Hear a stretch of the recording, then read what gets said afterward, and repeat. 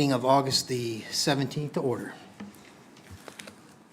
Happy Lassie. Welcome, bienvenue. We recognize that the City of Moncton is located on ancestral, territorial, and unceded territories of the Mi'kmaq people. Nous reconnaissons que la ville de Moncton est située sur les terres traditionnelles non cédées du peuple Mi'kmaq.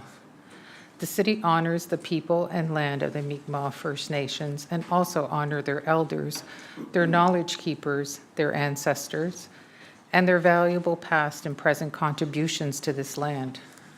Ce faisant, nous affirmons notre engagement et notre responsabilité envers l'amélioration des relations entre les nations et l'approfondissement de notre compréhension des peuples autochtones locaux et de leur culture. Will Allen. Thank you. Merci. Thank you, City Clerk. Staff and presenters and members of the public have the right to address City Council in the official language of their choice. All public meetings of Moncton City Council are simultaneously translated. Translation headsets are available at the entrance of council chambers. As part of a pilot project, the city now uses Wordly, an AI-powered simultaneous translation platform for Moncton City Council meetings. If you are experiencing any issues or would like to share feedback about the interpretation services, please contact the City Clerk's office. Meetings are broadcast live in both official languages on the city's YouTube channel, accessible via moncton.ca, and will also be aired at 9 p.m. this evening on rogerstv.com. Individuals who have registered with the City Clerk's office at least 7 days prior to the meeting's agenda deadline will be allocated 5 minutes to deliver their presentation. All other public presentations will be allotted 2 minutes. A 1-minute warning will be provided to indicate the remaining time. An important reminder, all presenters, city staff, and council members are expected to conduct themselves respectfully at all times. Disparaging remarks, offensive language, or profane expressions directed towards council, staff, or members of the public will not be permitted. Any breach of this code of conduct may result in the presenter being directed to leave the council chambers at the discretion of the chair. Les intervenants et les membres du personnel ont droit de s'adresser au conseil municipal dans la langue officielle de leur choix. Toutes les séances publiques du conseil municipal de Moncton font l'objet d'une interprétation simultanée. Des écouteurs pour l'interprétation sont disponibles à l'entrée de la salle du conseil. Dans le cadre d'un projet pilote, la Ville utilise maintenant Wordly, une plateforme d'interprétation simultanée alimentée par l'intelligence artificielle, pour les réunions tenues dans la salle du conseil. Si vous avez des difficultés avec le service d'interprétation ou souhaitez nous faire part de vos commentaires, veuillez communiquer avec le bureau de la greffière. Les séances sont diffusées en direct dans les 2 langues officielles sur la chaîne YouTube de la Ville de Moncton, accessible sur le site moncton.ca, et seront également diffusées à 21h ce soir sur rogerstv.com. Les personnes qui se sont inscrites auprès du bureau de la greffière au moins 7 jours avant la date limite du dépôt de l'ordre du jour de la séance disposeront de 5 minutes pour faire leur présentation. Tous les autres intervenants publics disposeront de 2 minutes. Un avertissement d'1 minute sera donné pour indiquer le temps restant. Un rappel important, tous les intervenants, le personnel municipal et les membres du conseil sont tenus de se comporter de manière respectueuse en tout temps. Les remarques désobligeantes, le langage offensant ou les expressions grossières à l'égard du conseil municipal, du personnel ou des membres du public ne seront pas tolérés. Tout manquant à ce code de conduite pourra entraîner l'expulsion de l'intervenant de la salle du conseil à la direction du président. Merci, thank you. So tonight's agenda is a very full agenda. It's a very long agenda. So I will ask for an adoption of the agenda this evening. We have an additional presentation, we have an a additional? 2-minute presentation from Chia, Chris DeBellartour. I'm sorry if I did not say your name right. I apologize. He's the Vice President of PSAC. Okay, good. So with those changes, I'll look for an adoption of the agenda, moved by Councillor LeBlanc, seconded by Councillor Turner. Okay, so this will be an electronic vote.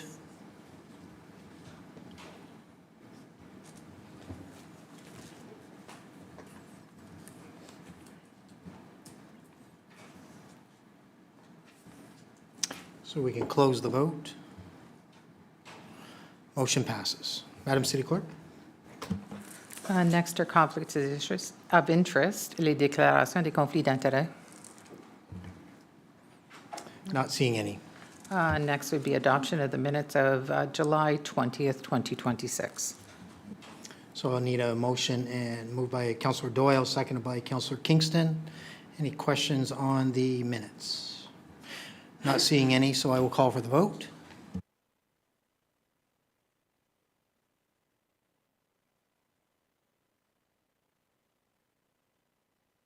Councillor Turner?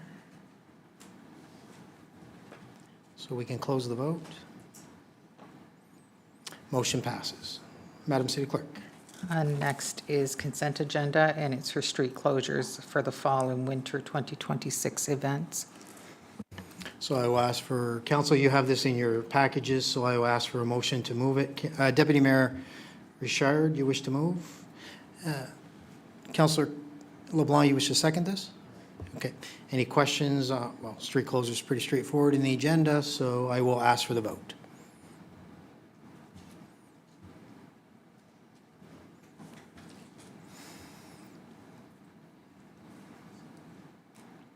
Can close the vote.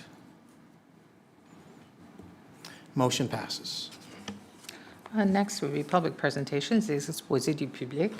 And public presentation this evening, there are 4. One is a certificate of recognition, and I believe the mayor is going to say a few words, and we would ask Quinn Strang to come forward. So council, we are at the public presentation mode. So at this point, Mr. Strang, welcome. No, you can stay right there just for a second. I just want to remind council of the procedure, that's all. So council, there are other public presentations coming forward this evening. So I ask that we hold all questions for any presenter. Your questions to be directed at the presenter and not at city staff when the time comes after everybody has presented. Okay? So Mr. Strang, I thank you for coming here this evening. I do have a certificate of recognition for you. You have done an outstanding job raising money over, I do believe it was more than 100,000 for the Terry Fox Foundation and the IWK Foundation. And it gives me great honor as a cancer patient myself, yourself as a cancer patient. It gives me great honor to give you this certificate this evening. And I will ask you just to come forward here and I'll come down and join you.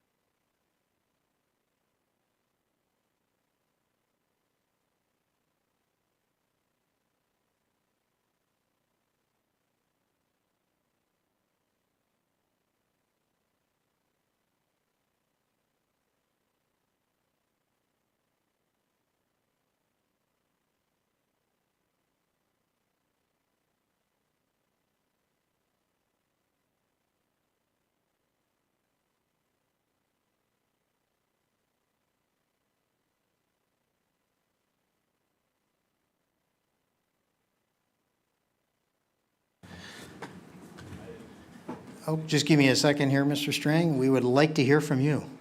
If you don't mind, just hit the button in front of you. Perfect. And there you go. The microphone is yours. I didn't prepare anything, but I was proud to represent Moncton on my journey. So from a fellow Monctonian, thank you guys for getting this going for me, and I appreciate the support.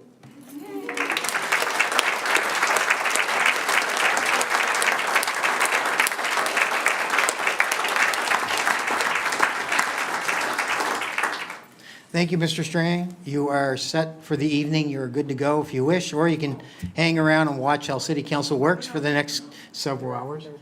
Oh, sorry, yeah. Stick around for comments after. My bad. If you don't mind, just stay in the room. There may be councillors that have comments or questions for you. When would that be? In about 15 minutes. In about 15 minutes. Okay, I can do that. Okay. Madam City Clerk. The next presentation is Apartment in Despair, the Need for Stricter Oversight. Peter Joanneline, Chair of the Moncton Acorn, and Sean Dell, the co-chair, if they can come to the podium, please.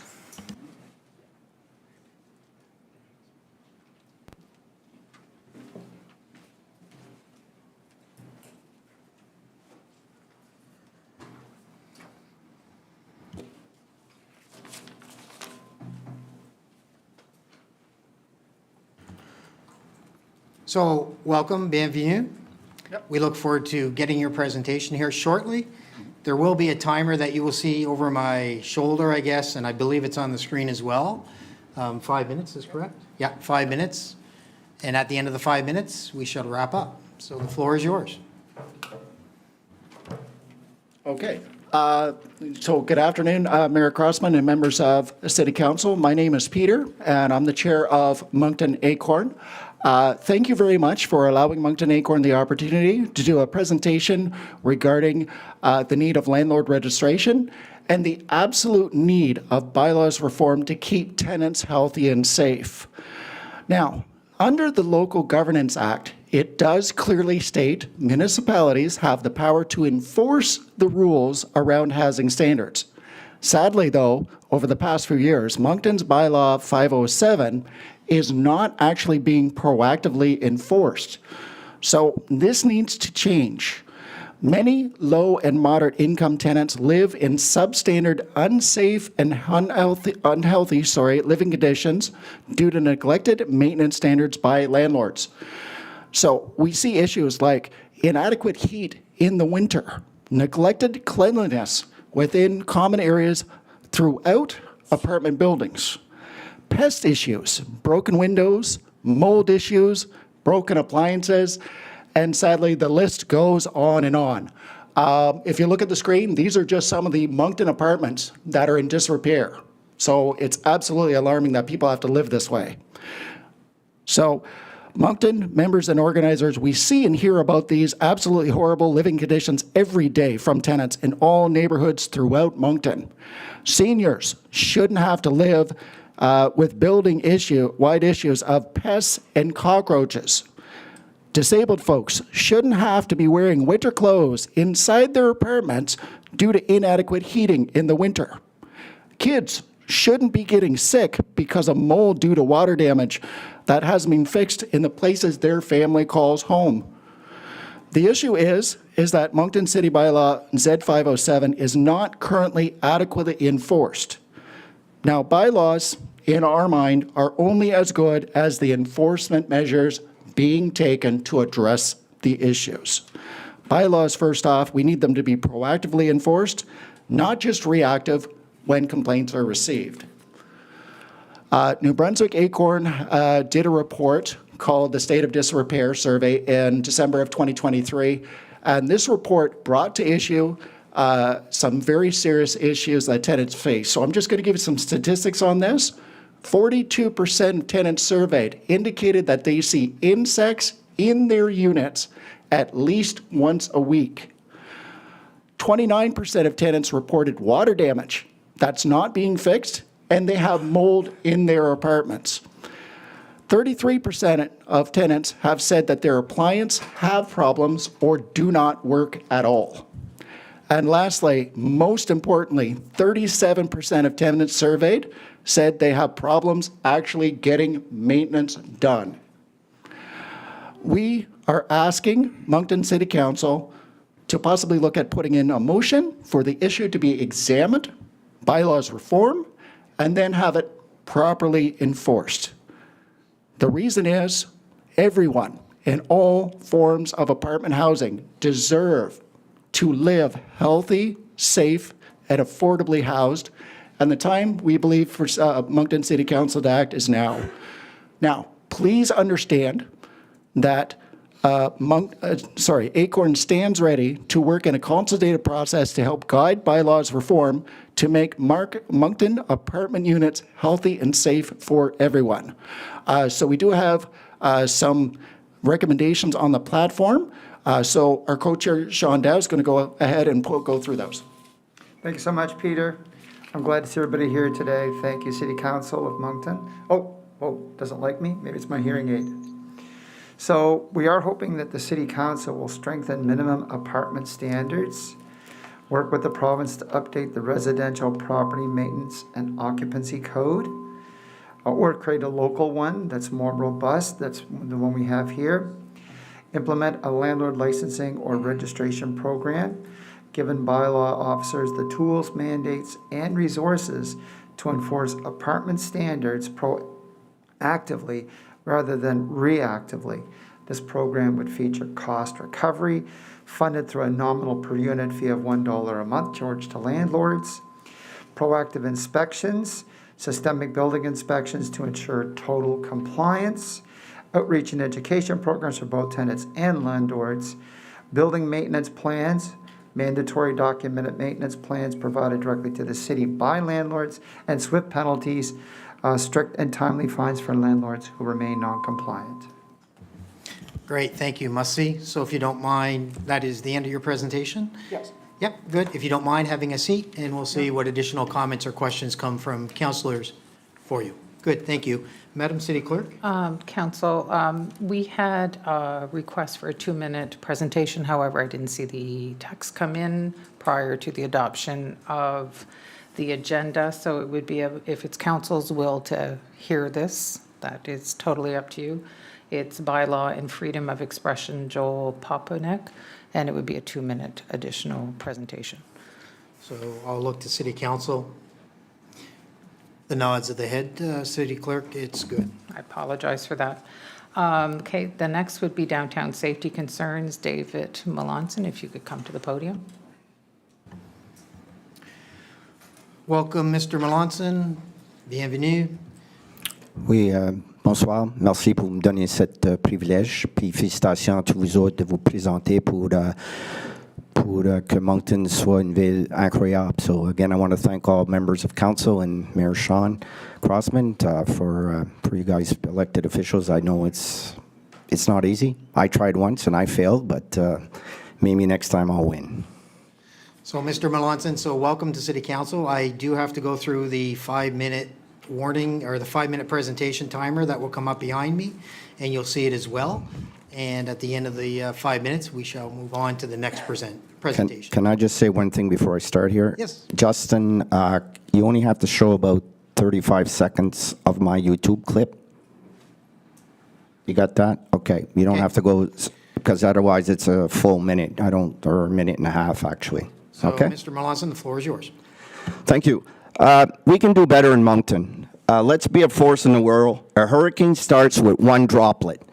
YouTube, please, if you can show the YouTube clip.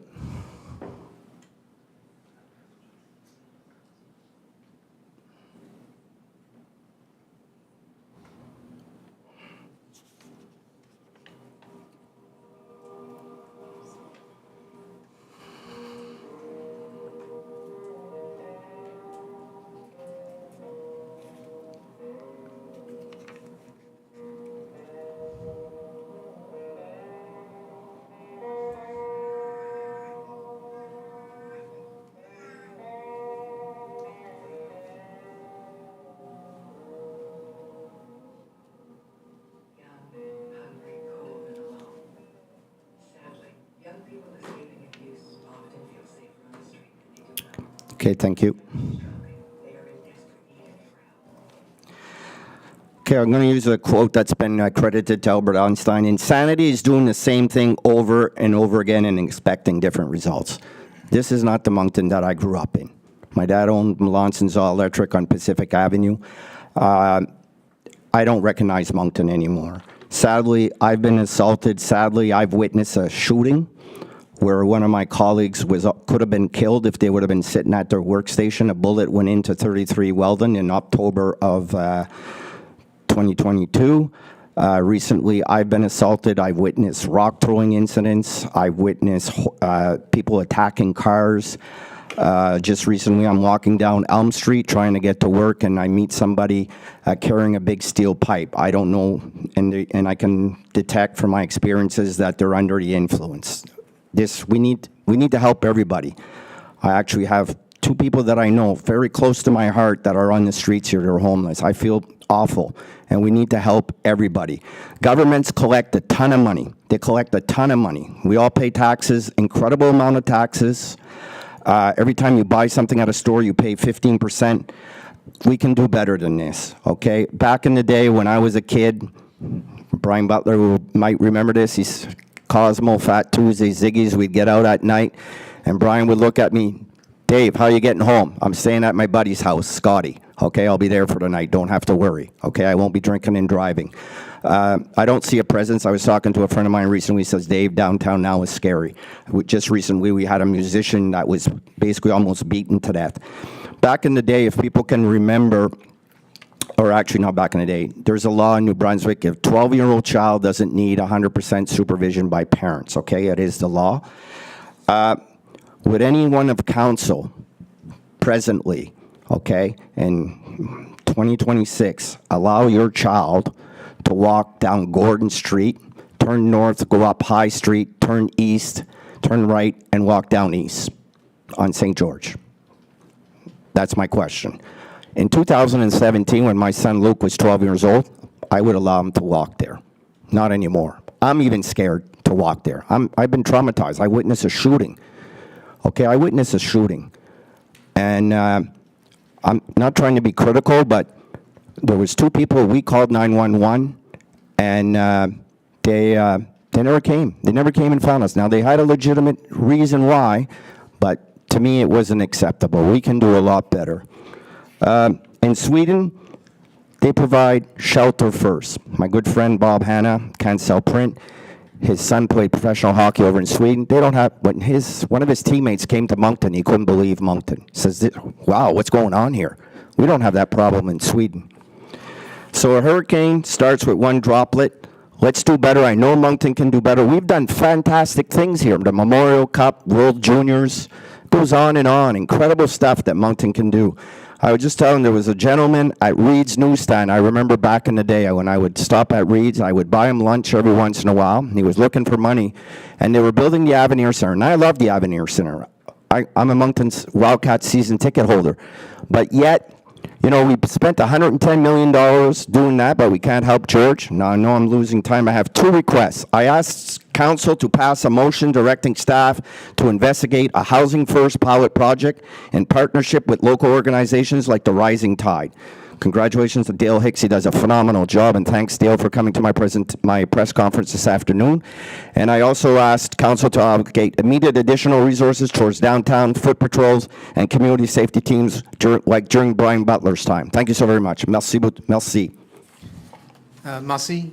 Thank you, Madam City Clerk. The next item is the Greater Moncton Asian Heritage 2027. If you could, oh, they're coming to the, So welcome, bienvenue. So you do have a presentation for council this evening, so the same 5 minutes will come up on the timer. So as you get closer to the end, at the 5 minutes, as you know, we have a full agenda, and we definitely want to hear council's questions. So at the 5 minutes, hopefully, you'll be able to get through it. Thank you so much. Good afternoon, everybody. My name is Ali Abouzid. I am the chair for the Asian Heritage Society. Good afternoon, council members. My name is Maruf Hassan. We are here today to tell you about a story of an organization that's been around for 17 years now. And this organization is rooted in heritage, inclusivity, and integration. We are here because we want to share that over the past 17 years, this organization has done a lot. And Just earlier this year, I took on the role as the chair for this organization. And in my role, we have seen a few hate incidents here in Moncton, unfortunately. And as a response, we would like to tell you a little bit about the evolution of the organization and what we'd like to do in response to the hate. And we request your support and the community support as well. On the screen, you can see this is what we have achieved so far in 2026. We have conducted 3 events to ensure integration of the Asian community, but also locals as well. We have done our flag raising and cultural booth to allow for cultural learning. We had our food fest as well, and lastly, we had our Asian Heritage Gala.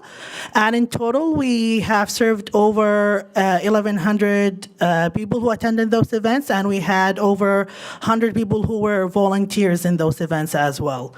And in response to the hate incidents, we have decided to create a plan that we would like to achieve by the end of 2027 to hopefully decrease what is happening in the greater Moncton area now and allow for a better integration and cultural sensitivity within the greater Moncton area. We stand for 3 things.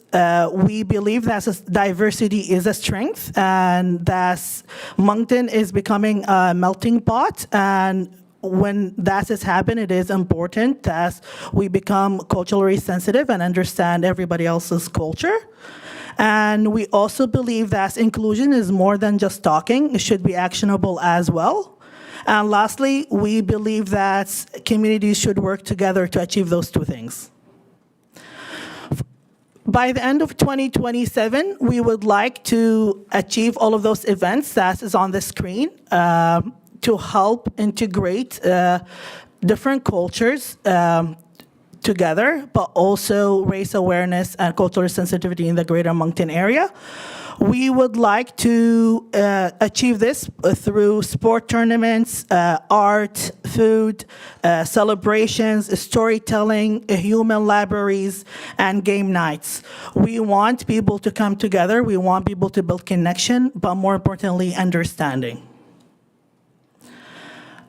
Those initiatives will happen all across the greater Moncton area, and in order for us to do that, we need your support, and we need the support of the community as well.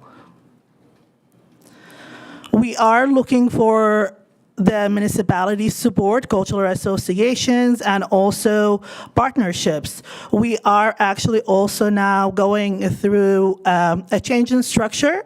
We used to operate as a committee, and now we are moving to a board structure. In fact, we have 2 positions on our board that is open for grabs if you're interested. And then by the end of 2027, those are the numbers we hope to achieve. We are hoping that we interact with 3,500 new clients that are local and in newcomers, that they come together and experience different cultures together. We are hoping that we serve more than 20 countries. At this moment, we represent 15 different countries and over 40 different cultures. By the end of 2027, we are hoping that we serve minimum 20 countries and over 50 cultures. And then we would like to achieve our 10 events by the end of 2027. And we want to make sure that everybody feels safe and welcome here. And in order for us to do that, we need your support. We need the community support. And thank you so much. Great, thank you. Madam City Clerk?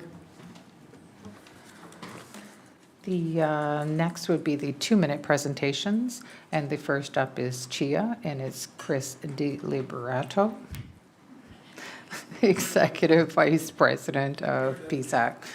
Hopefully I did better. Welcome, Chris. I'll just put it that way. Thank you very much, Your Worship, and thank. So you will have a 2-minute timer that will start shortly when I'm done speaking, hopefully. And please try to stay within that timer because we do have a full agenda, but we hope to hear everything that you have to say. I will be as brief as possible. So, Thank you. Not sure what's going on with the microphone. So my name is Chris De Liberatore. I am the Regional Executive Vice President Atlantic for the Public Service Alliance of Canada. And I'm here to discuss my concerns about bargaining for the over 270 PSAC members who are part of the City Hall Employees Association.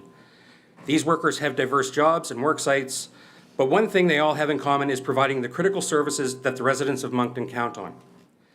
I need to address a disturbing situation affecting these workers, which denies them stability, security, and the ability to do their jobs with dignity.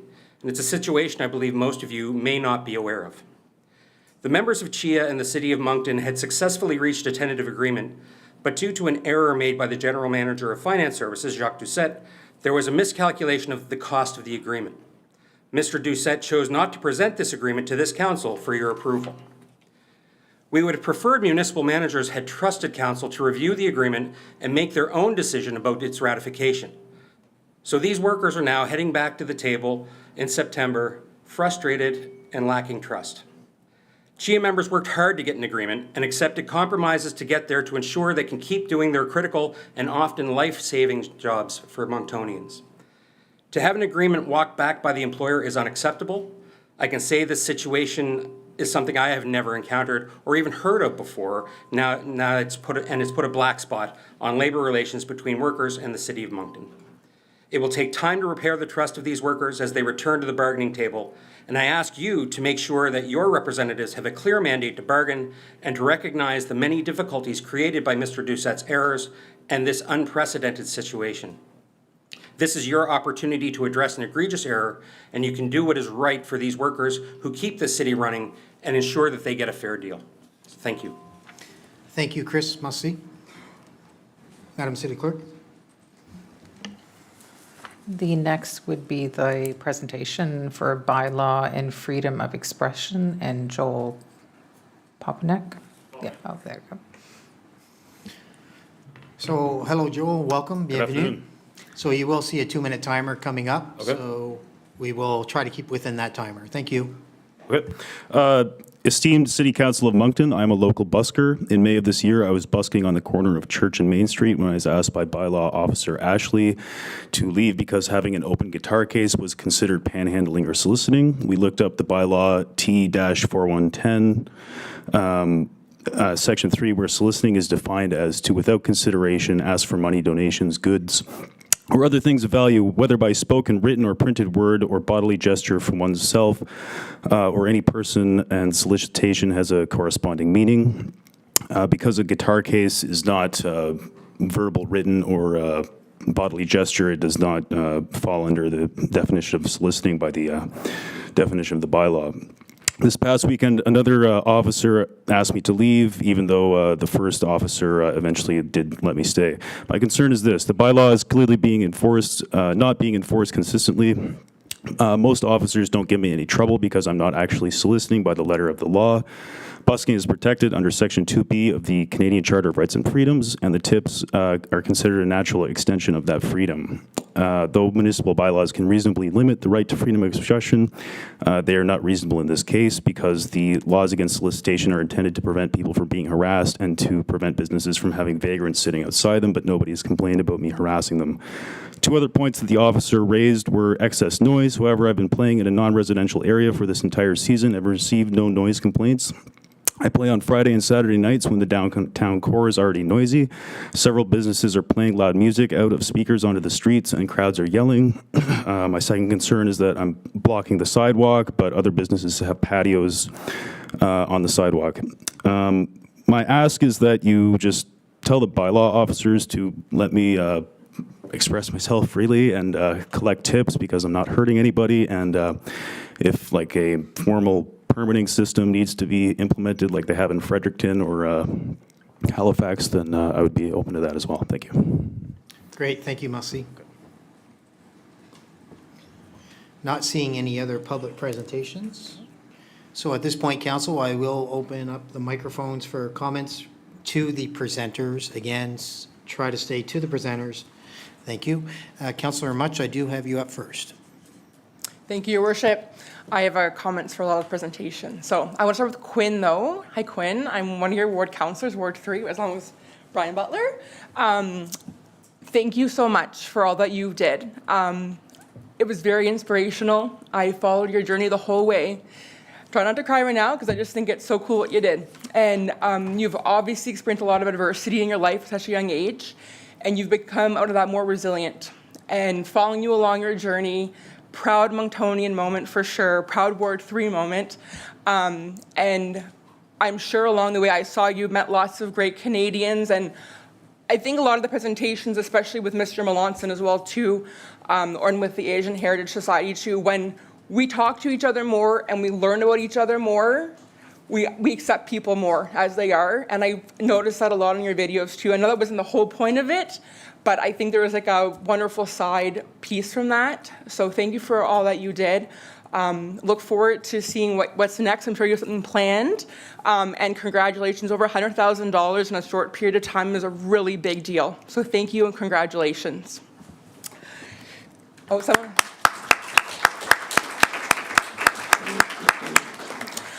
For Acorn, to Peter and Sean, and don't worry, you can say, I got the comments, don't worry.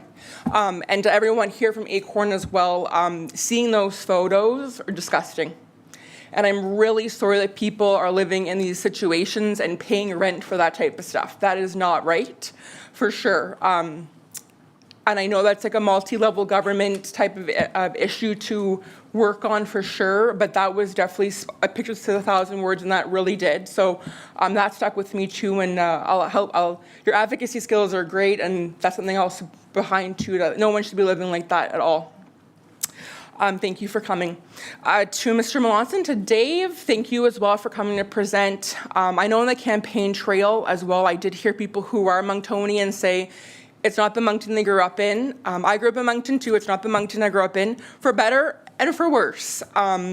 With a growing city, there are definitely changes that come, and I know that different levels of government and different organizations, we're all trying to work together for our people, but we want people to feel safe downtown. So I know that's something that we have the superintendent of the RCMP here, we have bylaw here, we all want that people to feel safe, and we are working hard, but I want to make sure that you know that I acknowledge your presentation and that we will work as a council to take that on.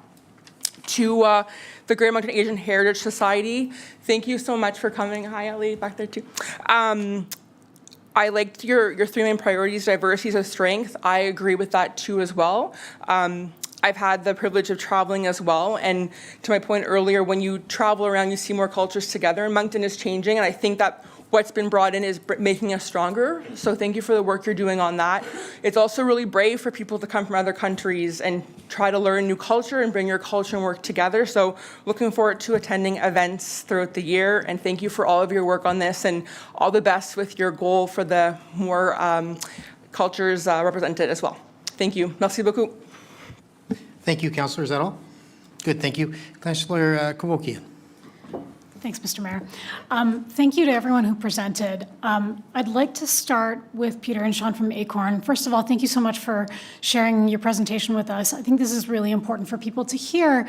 I guess I had some questions for you about, well, I guess two questions. The first one is, what do you believe prevents people from reporting that their units are in an unsafe condition? In other words, in your view, why should we be engaging in proactive inspections instead of simply waiting for complaints to come in? And then secondly, my question would be, when renters are evicted from places that are the last place they can afford because they get condemned, let's say, for lack of repairs, what happens to people who are evicted from the last place they can afford in Moncton? Thank you.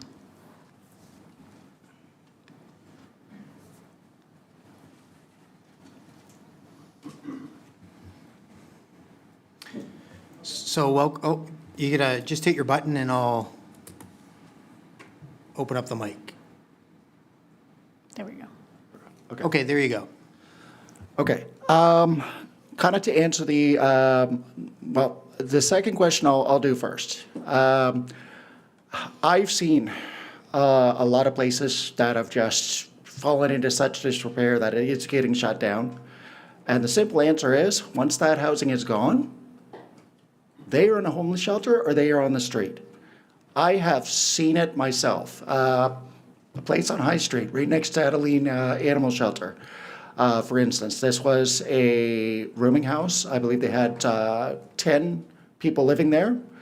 It was faulty electrical that was not caught, was not on anybody's radar at all. The whole place burned down, and we are talking about people who literally ran out of their building. One gentleman went out there, this was March, and no shoes on, wearing his pajama bottoms, and he managed to grab a jacket on the way out the door.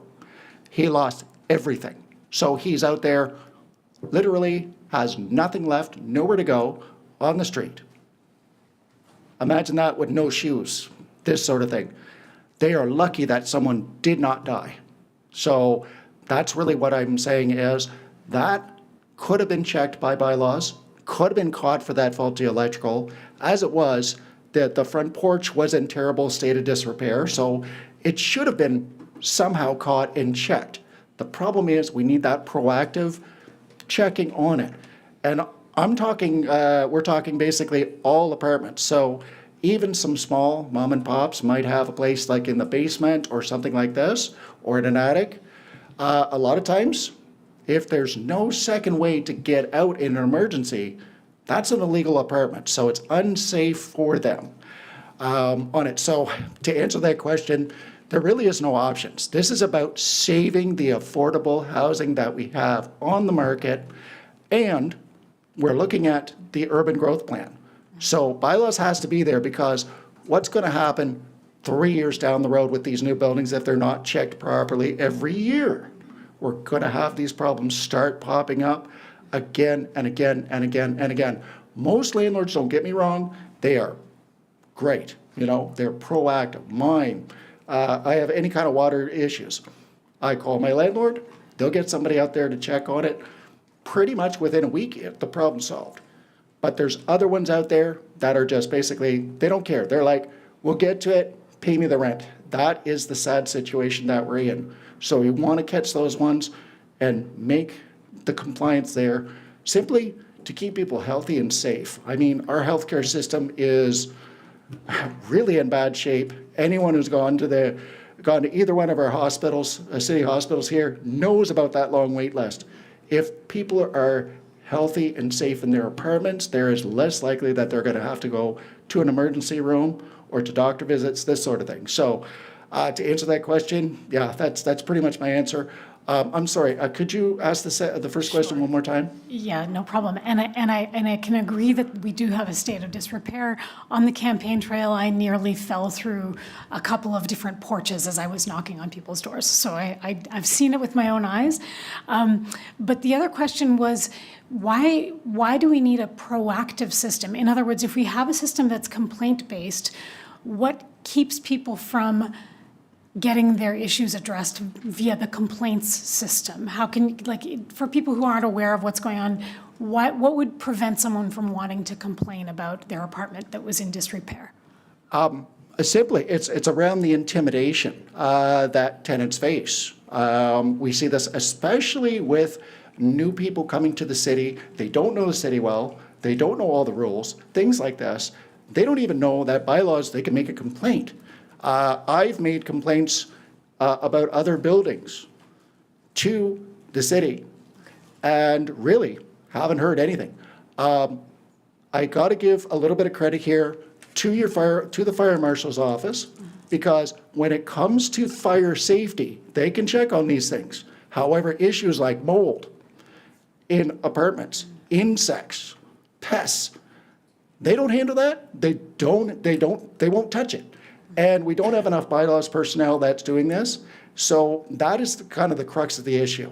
It's really good that they'll check for the fire alarms and everything else, but there is so much more that needs to be done. And they know that these issues are there, but they're like, if it's not a fire safety issue, we can't touch it.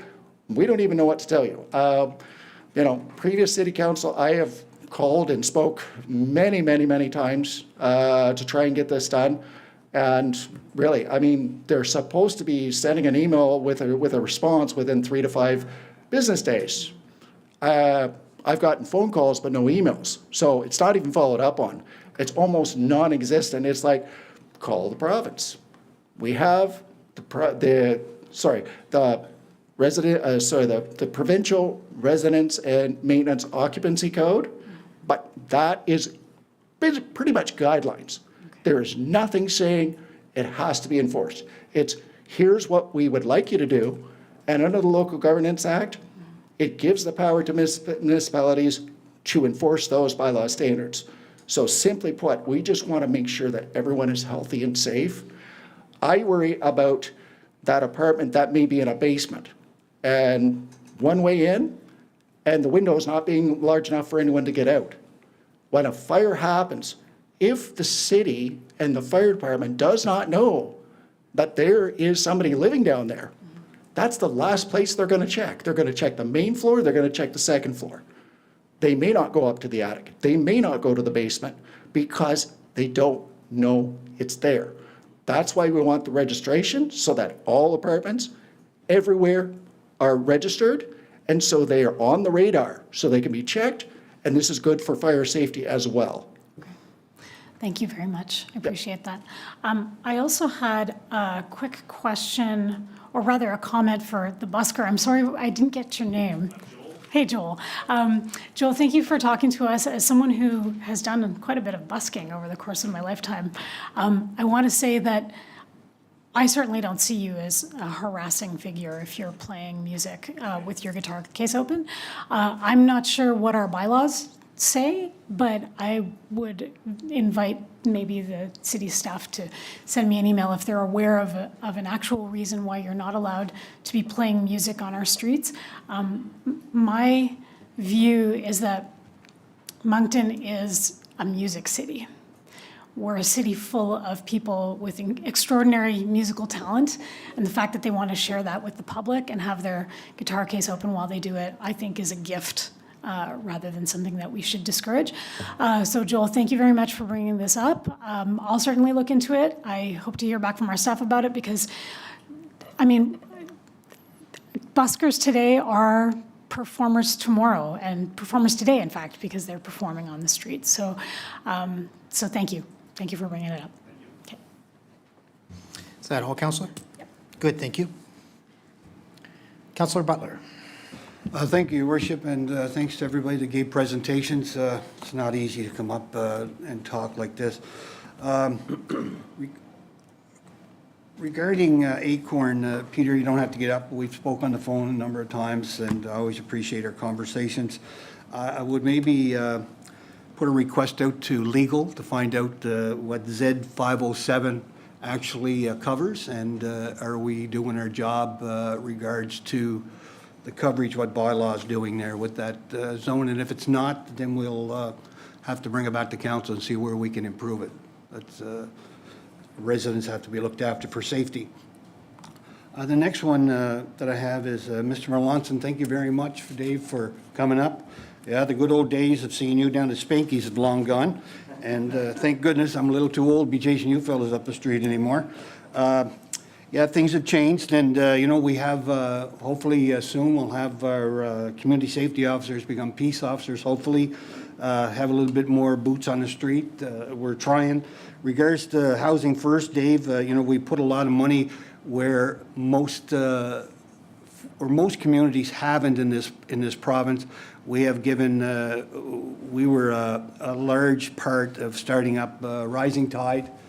Giving them money, which is an excellent organization, great board.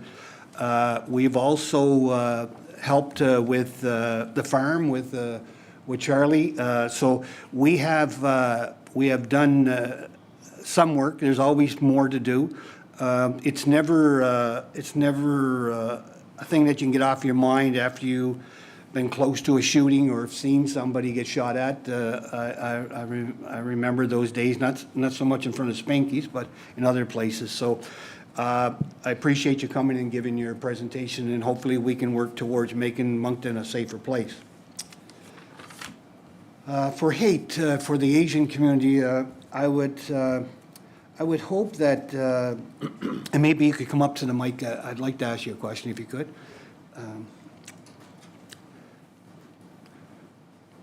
So if I could ask that you just hit your microphone light. Yep. Good, there you go. So first of all, I'd like to say thank you for always getting the invites to your community events. I'm not much on your spicy food, as you all know. Sometimes you even make special stuff just for my little tummy. I would hope that when we talk about hate in the city of Moncton, I will say this in all my years here, that I've seen more love in this city than I've seen hate.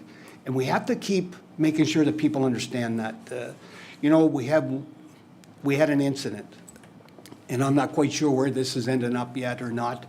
And I don't want to speak about that because it could be in the police hands, I'm not sure. But overall, when I go to any of your events, I see a lot of different cultures. You know, you say, I think it's 15 different countries that you support. I've been there, I've heard laughter, I've heard joy, I've seen kids running around, and everybody having a great time. So when we talk about this, you know, there's always room again for Moncton to improve, and I understand that completely. And I know a lot of times that over the years from dealing with them is that a lot of hate crimes or something that happened in hate doesn't get reported. But I would hope that we start trying to report it. But at the same time, let's also try to deliver that message of love. Because, you know, this city has taken me, and when I was a 21-year-old guy that just came here as a young policeman that was chasing Dave Melanson up by Spanky's, and you know, I've made this my home. I've raised my children here, my grandchildren. So I can say that I know there's a lot of love, and we have to practice that also as well. And I know you know that, but I just wanted to make sure that it just wasn't one incident that we feel like there's a lot of hate in the city of Moncton. There's a lot of love too. So would you have anything to say on that? Yeah, I just want to say thank you so much, and we want to assure you that we definitely always lead with that. However, there are a lot of hate incidents that are not reported, and there are many, many issues that, or many reasons why people do not report them. So we experienced those hate issues firsthand, and we just wanted to bring it to your attention. And when we talk about integration, we talk about integration for newcomers, but also we talk about integration for locals as well. Absolutely. Because it is important for both sides to accept each other's cultures. I agree 100%. Thank you so much for coming and giving your presentation tonight. Thank you. Thank you. My last one that I'm going to speak about is Shia, if they're still here. I just wanted to make this, first of all, to the city manager. I, as a councillor, would like a full report on this. I think this is, I guess I've dealt with both sides of this over my career, and to think that you have an agreement and then we as a city, or whichever way it broke, I'm not sure, but we as a city have to make sure, and I think everybody on council agrees, that our employees come first, and they do a terrific job, morning, noon, and night, all weather, and I'm quite disappointed to hear this, myself personally, and I think every council would like to find out the whole gig that what happened. And so I'm going to leave that in your capable hands, and I'd like to have that as soon as we can. I think these are supposed to go back in September again. It's hard to sit down either side if you don't trust each other, so that's something that has to change. So anyway, I'm going to leave that, and I expect to have a report back soon. So with that, thank you very much. Thank you. Thank you, Councillor. Anything else? That's all? That's good? Okay, thank you. Councillor Doyle. I wanted to thank everyone for their presentations. Peter, I have a question for you, and I know it might take a second, so if you want to, I can skip, and then if you want to head over. I wanted for Ali, you had mentioned, you know, Moncton's becoming a melting pot, and I want to push back a little bit on that, because the idea of melting pot is that we all adapt and we're all the same. And I think one of the strengths of Moncton is that we're not all the same. We all have our different cultures and our different pieces, and it all kind of comes together in this great picture. So you are not a melting pot, my friend. You are a mosaic, and I read somewhere else that somebody called it a salad bowl, and I really like that too. So take what you will. Thank you for the work you're doing. It's very appreciated. Also, thank you, Peter, and your folks for the work that you're doing. I have two questions for you. Can you tell us a little bit more about how this landlord registration, licensing, how it may work in other comparable cities? Do you have examples of where this has worked and what kind of changes came about? Oh. There you go. Oh, there we go. Okay, perfect. Thank you. Sorry. I apologize. I have sight issues. So thank you for bearing with me. Okay, so examples on this. Okay, so really good one, actually, is I'm kind of going for the first example as population-wise. Okay. New Westminster, BC. Population there is around 60,000 people. Basically, they have probably what has to be like the healthiest and safest housing conditions in all of Canada. You know, they've got the health and safety bylaws in place. Actually, New Westminster was actually one of the first places in Canada to actually pass a city bylaw, basically regarding maximum heat in the summer. So even this could be considered. Right now, like in the Property and Maintenance Act that is provincially, which we asked them to do, there is something saying, you know, minimum heat at 21 degrees, but nothing about maximum heat. So something else that could be considered. Now, another one that is very, very close to here that is a good example and just been introduced and is working well is Halifax, Nova Scotia. So there's definitely those two examples that I would kind of point out as the best ones maybe to have a look at. However, several cities inside of Ontario, Hamilton, I believe, is one of them. Toronto is one. Montreal does have this landlord registration program. Yeah. Each one of them is a little bit varied. Toronto, for example, does like a rating system. So in a way, a lot of landlords would say, you know what, what's the good for this platform for me? What it would be like Toronto would do is a rating system. So landlords that are completely compliant, have no problems, no maintenance issues, nothing like that, they're got an A rating. Okay. Ones that might have a couple of things that might need to be get fixed up, that's a B rating. C is the ones that are, well, you got to do a little bit better. And the absolute D is like the worst of the worst. So it is an incentive in Toronto for landlords to do better because they want that A rating. That A rating, actually, someone can look at this online and say, yep, that one has a really good rating for health and safety. The rents, you know, they can compare it as the rent and the safety standards and make the decision. So this is across all housing levels, all income levels in this, but it gives people a good idea of what exactly they're going to pay rent for. So examples like that, that's kind of, I guess, would be the way to kind of sum that up. Yep. And I just wanted to make the connection between Dave's presentation and what you're saying. So, you know, Dave is saying housing first. Totally agree. Moncton actually did a pilot several years ago, maybe more than several, under the late, great Claudette Bradshaw, and it did wonders. And it's been proven time and time again that housing first is one of the biggest drivers of lowered crime, better health, that type of better social outcomes, effectively. So it's very interesting to have you both here on the same night, right? Because you're telling us about housing that isn't really responding to the needs of housing first, and then that correlation between unwanted social outcomes. So thanks for the work that everyone is doing on this, and I think you're right that there's more that we can be doing on all fronts. So thanks, folks. Thank you. Thanks, Mr. Mayor. That's it for me. Thank you, Councillor. Deputy Mayor Richard. Oh, just give me a second. Merci, Matt Crossman. Thank you all for your presentations tonight. I'm not going to pick at everybody. Council's learned a lot tonight, so thank you for coming out. Thank you, Quinn. You took it all on, and we really appreciate what you did. So special thanks to you. I'm going to look at my two buddies there, Ali and Maruf. When these guys are in the room, things are happening, and I really appreciate what you've done, what you do. I would have a question for you, Ali. Can't let you go just like that.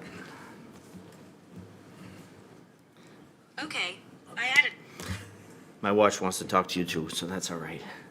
So out of the, all the activities that you guys have planned, I mean, you got 10 signature activities, and then the next slide says what we'll do. You didn't have a whole lot of time to talk, and I know that you had a lot to say. What's Ali most excited about next year in all these activities? Okay.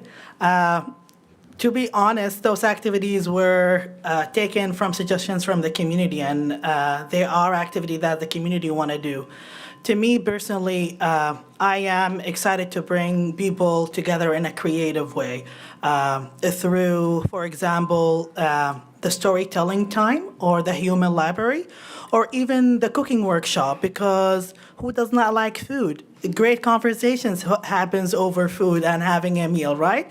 So those are the type of things that I am excited for, and then I truly believe that they will bring people together and increase that understanding of cultural sensitivity. And I'll echo Councillor Butler's tummy issues. I would be in the same, I'd be ordering from the same menu, so. We'll accommodate. Awesome. Thank you all again for coming out tonight. Really appreciate it. Merci. Is that all, Deputy Mayor? Good, thank you. Councillor Turner.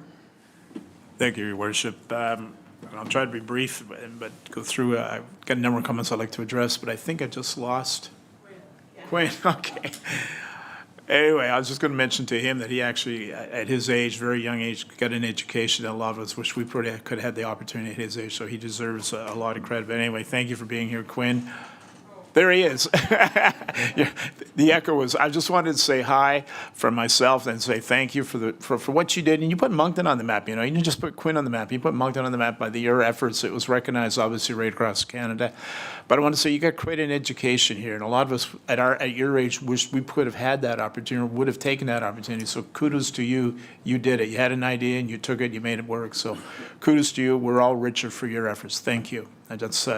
and I'll let you, I know you're on a time schedule, so thank you for dropping back in. Thank you. I haven't slept in like 3 days. I'm so sorry. I just got back from Montreal at midnight. I haven't slept, so I'm gonna go take. That's what happens when you're famous.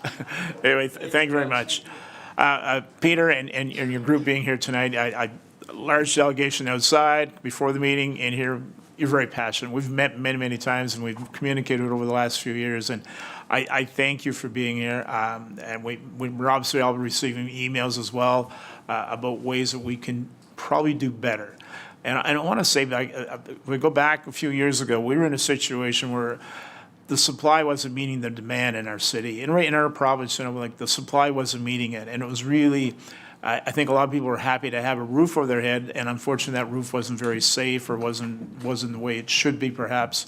Today it's different. The supply is catching up with the demand, and the landlords who are not keeping the properties up to speed, the way they should be, keeping them safe, are going to be left behind as we move along here. People are going to have the opportunity, I think, to be in safer. They'll have options. They'll have options, and they'll be in safer properties and be a lot happier. So we hope for the good landlords, those A's, B's, will continue doing the work they're doing, and the C's better pull their socks up. And the D's may get left behind. The way you're describing it, I like that approach. I think you can see from council there's a genuine effort here. I'm not sure if the 6 cities in New Brunswick should be together, maybe and have one uniform. We all now sort of have bylaw officers. We didn't have that 5 or 6 years ago. We do today. And it's becoming more and more important, I think, that we work together. We're a small province, but we've got to look after our people. It comes down to the people. But thank you. I know you're passionate. I know you do your homework, and it helps us to do a better job as well. So thank you. Dave, thank you for being here. Again, it's not easy. You're passionate. I know how your level of commitment is when you take on a project, whatever that project may be. And I thank you for putting a spotlight on some of the problems that we around this table have only been here a few months, but we all felt it during the election campaign, every one of us without an exception, including our mayor. And I think there's a commitment here for sure to make things change as best we can. But commitments doesn't always cut it. I will ask you if you stay a few minutes after our dialogue here. we're going to be hearing from Staff Sergeant Gillette, who may be able to shed some light on what plans are going forward for our community. So not to put pressure on him, but we do have a bit of advance notice of what his report may entail tonight, so we thank him for that. And I do want to say, you mentioned about Rising Tide, and yes, Dale Hicks and the volunteers, they're doing an amazing job. But I will say Rising Tide was born in these council chambers. We were the first level of government to buy into it and to support it. And when we stepped up like $6 million one night, I was sitting here as part of that meeting, and his committee were here, and it was a big step for a council on that day to come up with $6 million. And then eventually the province, but then quite a bit later, the federal government jumped in with some money as well. And the rest is history now. It's got a good track record, but we knew we had to do something back then, and we still have to do more. But anyway, we were there. The Asian Heritage Group, look, I've gone through the presentation. I've seen the work you've done, but your presentation is amazing. You've got some great information there. You've got great statistics, and you're proven 17 years on the job, and not on the job, volunteering, and still for our community. So we thank you for those efforts. We want to continue working with you as a city. Hate has no room in our vocabulary or in our city, okay? Understand that. It may creep in every once in a while. We're going to slam the door, and if we see it, it's going to be slammed on the door and not a part of our lives. Keep up the good work. We need you and all the other multicultural groups who are making our community richer day by day and week by week. We thank you. If it's music, is it food, is it whatever it may be, it could be education, you're doing it right, and that is so important. Thank you for that. And my last comment I want to make to our friend, the busker, whose name again escapes me. I love music. I love busking. I go to the big cities, and they're everywhere. Like it's a way of life. And I know there's a guy who's down around the subway with playing drums fairly regularly, but that's not you. You're obviously playing a guitar because you got a guitar case. So I think as long as the guitar case is not impeding traffic flow, and you're not out there bugging people, you're actually entertaining people, I think it's great for our downtown, and it adds more atmosphere to it. So we're going to find a way. Councillor Kevorkian is going to lead the charge here, but we're going to see what we can do to make you sleep better late at night when you finally get home. I won't say who's sitting beside you. We won't say that. Thank you very much. Thank you, Your Worship. Thank you, Councillor. Councillor Kingston. Thank you, Mr. Mayor. Thank you, Councillor colleagues, for their most of it said already, but thank you for all the presentations to Peter, Ali, Chris, David, as well. Noel, welcome here as well on the busker side. Yeah, there's going to be compromises. I would echo Brian, Councillor Butler's comments that we have learned a lot tonight, and I think we're going to be better for it and go forward, along with a look at some of the bylaw issues. To David Melanson, David, those incidents impacted you traumatically, and you're passionate about what you do, and we share that with you. We continue advocating as a council through the mayor and the province and the federal government to all these issues. We've lived it every day since 2021 when I and a few other councillors came on board. So we do care. And I think you understand that we are here, we're all rowing in the same direction, hopefully pulling the same rope, and we want to see some improvements made, and there will be some improvements made. There's great things happening, maybe not getting all the headlines, but they are certainly positive steps in the right direction. Quinn's gone, correct? Yes. I wanted to mention that Quinn, historically, Terry Fox did stop here resting on the 4-lane in Dieppe. I guess I was a cub reporter at an AM station called CKCW, went out to interview Terry. He was amazing. He did indicate he was very tired. So we brought the interview back. We put it on Dave Lockhart's Talkback show. I'm going to jog some memories here in the building. But he did stop in Moncton at Dieppe. He didn't stay very, very long. And really, the run at that point hadn't gathered national support or acclaim, but it was just starting to pick up steam when he pulled over and rested in Dieppe. I wanted to share that with Quinn, but he's gone for the night. Thank you for the comments and your time, Mr. Mayor. Thank you very much. Thank you, Councillor. Not seeing any other comments or questions from council. So with that said, I do have a couple of comments that I'd like to make. Councillor Mutch, I want to thank you for putting us in contact with Mr. Strang. It was because of your email, your request to have that certificate made and drafted, and it was a pleasure for me to sign on behalf of City Council. So thank you for bringing him to the forefront. That's very important. This shows the public that we are a changed and different council, and we are the closest council to the people that we've seen. So this is very good. I'm very happy to see that. So thank you. Credits to you. To everyone that made presentations this evening, to Chia, thank you for being in the room. Thank you for being here. Thank you for coming forward and speaking. Chris is the only name that I'll remember. I'm not going to remember your last name. I'm sorry. I do know your face, but let's just stay on a first name basis, if you don't mind. All the other presentations truly touched on public safety. They all of them did. The Asian presentation, Mr. Melanson, your presentation, Acorn's presentation, even the Busker presentation will touch on public safety because it is right on the street. And anybody else, especially our staff that go through what we're seeing going on our streets across the city that have to deal with this every day. And they get up every day and they do the job every day. They don't question it.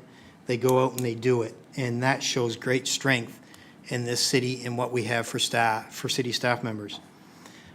Mr. Melanson, we're always open to hearing from residents about concerns on public safety.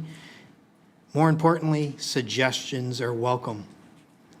We need suggestions. If you're seeing something out in the public that is working in other cities, suggestions are welcomed. Then we can work on finding the proper path forward. The City of Moncton invests more in public safety than any other item in our municipal budget. For council members that are new and just elected, you will find that out very shortly in October and November when we start diving into the budget. Our public safety budget for 2026 is $75 million. Social issues is over $6 million in social issues. So you can tell that the City of Moncton is doing what it can when it comes to social issues. We are investing in our city staff when it comes to city issues because we want to address this issue as well. I have had meetings with the Premier of the province. I've had meetings with public safety. I've had meetings with all ministers of Moncton to stress the importance for them to start to come to the table and have conversations with us so that we can find ways forward to help secure the City of Moncton and involve our staff. But first, make sure that our staff and our citizens are safe when they're doing the enforcement. That is key. We're also working, as I said, with other levels of government and soon-to-be community partners that have reached out as well since the swearing in of this council. They are very important, and they play a key role in helping Moncton move forward. We also hired additional community safety officers, to address security issues and to patrol our city 24 hours a day. And there is a current ask before the province of New Brunswick and the Minister of Public Safety for these officers to become community, I'm missing the name, I've said it so much in the last month, community peace officers moving forward. So we are really close to hopefully getting that paper signed off and doing this. There is still a lot of work to be done, and we as the City Council, with the support of citizens, nonprofits, city staff, we are committed to adapting and investing in the Moncton that our community, where people believe to feel, and they should feel, safe at all times. And we as a council have that as a mandate, I do believe. We've all talked about it during the campaign. We've all wanted to be involved in it during the campaign. So this is the reason why we are elected, is to turn that page and start doing things for the citizens of Moncton. With that said, I do have some comments on superintendent's presentation, but I will reserve those later because, he's looking at his watch. You're up next. But this is a presentation that I am definitely looking forward to hearing about. So thank you, Council. Thank you, Madam City Clerk. Next would be administration presentation, is exposé de l'administration, and it is mise à jour la GRC, Benoît Jolet, surintendant des services régionaux de Kodiak de la GRC. I think we will take a 2-second timeout just to let people out.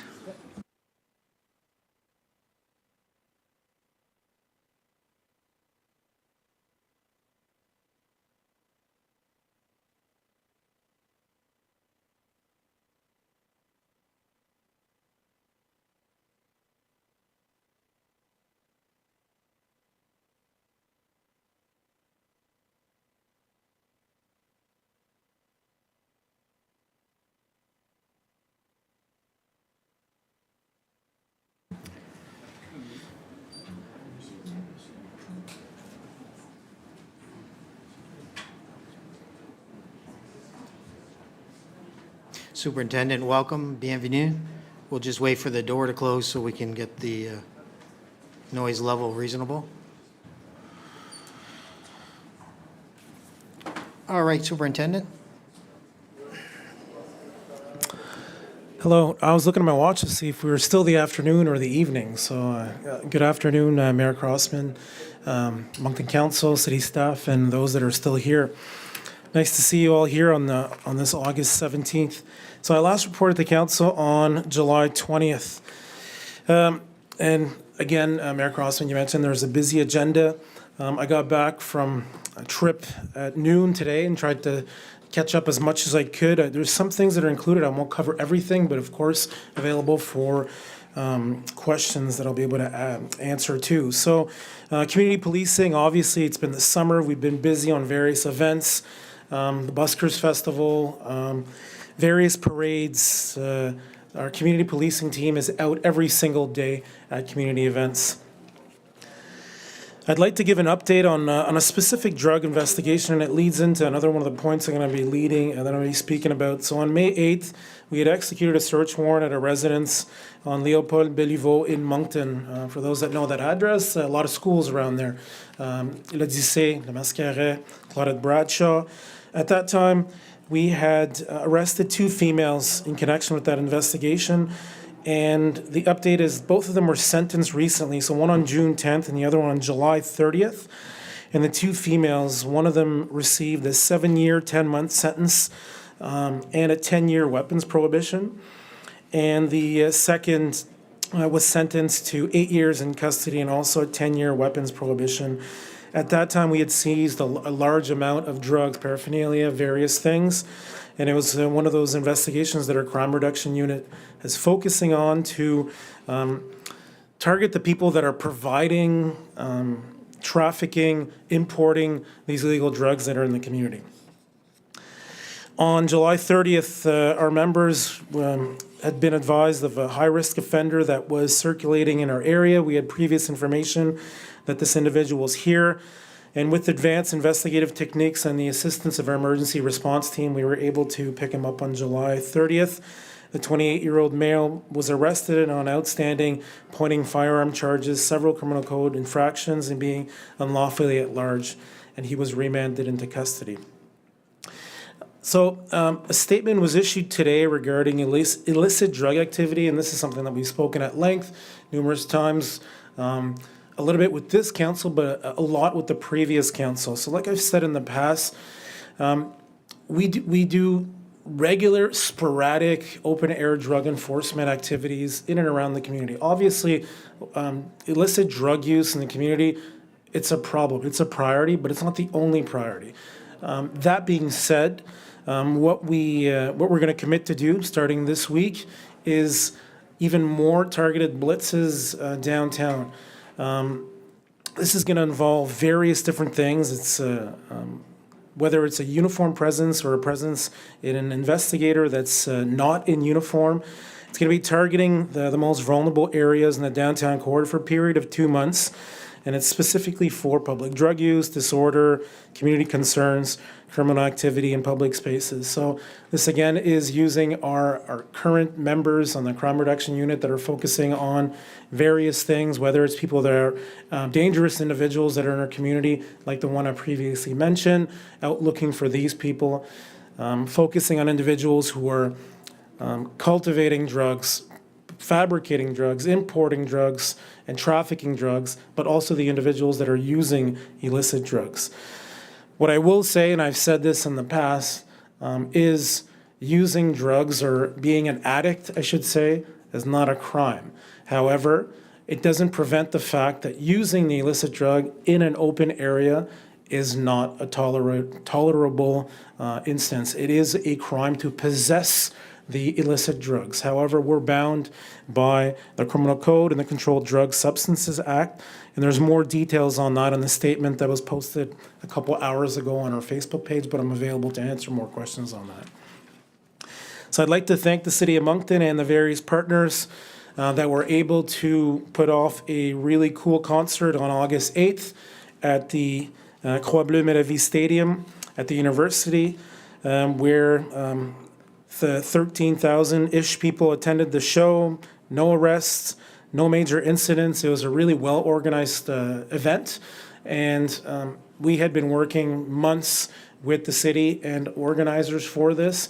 And like I mentioned 2 years ago when we had the other concert, it's a great spot for a concert. So, and it's very easy for us and for our public safety partners to manage just because of how it's located and all that. So just thumbs up to the organizers and everybody that was involved with that.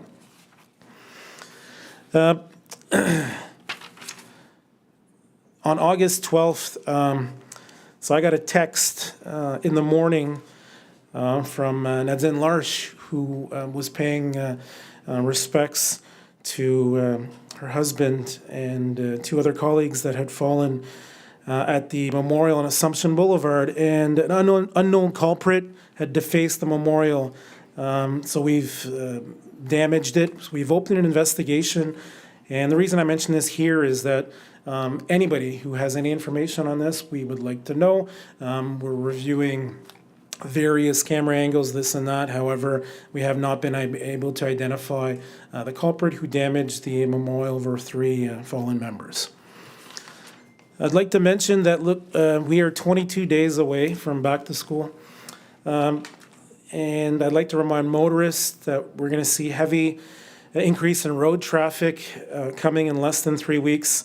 So whether students are on foot, bicycle, in a school bus, or being driven by their families, I want to make sure that everybody leaves early, has a plan, and slows down. And again, we'll be renewing relationships at the schools and the two school boards, and working on the safe plans on the nearly 50 schools that we have in the three communities. So as of last Thursday, we are no longer at 520 Main. We're at 199 Albert, extremely happy. And again, also at 795 Main for a community policing office. There's no plans of moving out of there. What I'd like to do is thank the City of Moncton, but also the City of Dieppe, Town of Riverview, the CRPA, and everybody that helped to make this a reality. So as we were cleaning out 520 Main, we discovered over 50 pairs of boots and shoes that had been left there. As you can imagine, this building had been there for several decades, and some footwear was abandoned there by people who had left. Councillor Butler, maybe we found one of your pair of your boots. How we were able to donate over 50 pairs of boots and shoes to the less fortunate. So, but we're really happy to serve the community for many years to come in our modern facility at 199 Albert. And I'm available for any questions, Mayor Crossman. Great, thank you, Superintendent. Councillor Much. Thank you, Your Worship. Thank you, Superintendent Gillette. I have one comment and one question for you. Just an overall statement on what happened to the Honor Garden. Absolutely disgraceful and dishonoring. And if the person's listening by chance, this is horrible what you've done. What happened on June 4th, 2014, affected people's lives forever. And this is a monument to pay tribute to what happened. And this is unacceptable. So please, to the public, if anyone sees or can help with this, this is a necessity to do. And I know that the city is working with the RCMP, but for more surveillance on this and maintenance to play honor to what happened to these three officers and their families and our whole community. Very, very upsetting. Secondly, I didn't see this in your report. I hope you don't mind me bringing up Superintendent Gillette, but I'm sure it made national news that there was a vehicle, I believe on August 8th, with young teenagers driving on the roof and so forth and whatnot and causing ruckus. Has that been caught? Do we know who did that? Is there consequence? Yes, I believe that the culprits were located and charges are going to be laid. Okay, that's important as well because it made national news and make sure no ideas are implanted in younger people's minds or anyone's mind that will be tolerated. That's extremely dangerous, not a good example, and people really could have gotten hurt. So I'm happy to hear that there's a resolution to that. Thank you. Thank you. Thank you, Councillor. Councillor Butler. Thank you, Your Worship. They were caught in Memram Cook doing break and enters. Okay. Yep. All young offenders, I believe. Superintendent, in your presentation, you stated about that you are working on trafficking in drugs and importation of drugs. I guess it always comes back to me is that, as a city and as tri-communities for Kodiak, we get a 10% rebate for policing. Now, this does not come from the RCMP. It's a Treasury Board agreement. I understand that. But sometimes I've asked you before, how much time do we place on drug activity? In a run of a week, I mean, I think maybe it's something that maybe we should we're going into negotiations with the Treasury Board regards to a new contract in 2032. And it'd be nice to know how much time our members really put into drug importation, drug trafficking. I mean, unless it's changed a lot, it's still a federal policing that's supposed to handle that. Is that correct? It's public safety, so it's Kodiak RCMP's responsibility. There's other partners at different levels. Yep. Federal policing, there's also the Provincial Crime Reduction Unit. However, these are bad things, bad drugs that are happening in our three communities. So it's hard to put a timestamp on it, and it'd be a difficult answer a difficult point to give as well too, to give a statement on that as well too, because we want sort of like an element of surprise to be able to catch these people that are doing these negative activities. But there are different levels of responsibility, like I said, but overall, it's drugs that's harming residents of Moncton, Dieppe, and Riverview. So we have an obligation to focus on this. Yeah, and certainly not trying to say that you don't have an obligation. That wasn't my line. My line was how much are we doing, because it's a federal mandate for drugs according to the RCMP website. So with that said, I understand that there are terrible drugs out there. They're hurting people's lives every day. But we also have break and enters going on. We have theft of vehicles, theft from vehicles. We have people that are scared to go downtown. So with that being said, maybe our rebate needs to be bigger. So I'm not asking you to give me an exact number, but it would be nice to know how much time we're spent on federal policing instead of municipal policing regards to with the contract coming up. So I'll ask that through CRPA also. So just to let you know. Thank you. Thank you, Your Worship. Thank you, Councillor. Councillor Kavokian. Thanks, Mr. Mayor. Superintendent, first of all, I'd like to echo Councillor Much when we talk about the monument that was defaced. I didn't grow up in Moncton, and I wasn't here when that horrible day happened. But one of the things that I've learned was how much of the personal lives of the three lost members were put into that memorial, right? Their families, their fingerprints, and, elements of their lives were woven into the creations of those sculptures. So I think, we often see that people are stripping copper from electrical wires or whatever because they want to melt down the metal. But this is not a hunk of metal that was taken. This is memories from loved ones and from lives well lived and taken too soon. So the first thing I'd like to do is appeal to anyone who might have this thing in their possession to please return it. It's one of the leaves from the base of the statue. And I suppose if anyone is a metal salvage operation, I would hope that they would cooperate with us as well in recovering this item if it should happen to wander into their shop. But I wanted to also touch on what you mentioned about school. And, to me, and this was a really important thing when I was talking to people at the doorstep, it's really, really important that our students, our young kids who are the most vulnerable people in our society, get to and from school safely. Teachers and principals do a great job of keeping them safe while they're there. But I find it, and I've been a district education counselor for a while, and so I've heard lots of stories every year from principals who say, the same parent will speed past a stopped school bus every day, or they'll pull into this lane, or they'll disobey the direct wishes of principals and teachers, but also our bylaws and the safety regulations that we have on streets in order to, get their own kid to school and then dash off to work safely. And I think this really bears mentioning because Moncton has traffic now that it didn't have before. And with traffic comes road rage. And comes all sorts of agitation and speeding and driving dangerously. And I think that one of the things that I have heard our Anglophony superintendent say is the safest place for your kid to be is on a school bus rather than being driven to school. And so in addition to mentioning that we need as many kids as possible who are eligible to take the bus to be on the bus instead of being driven to school, we also need parents to understand that it's not okay to endanger someone else's kid to get your own kid to school on time.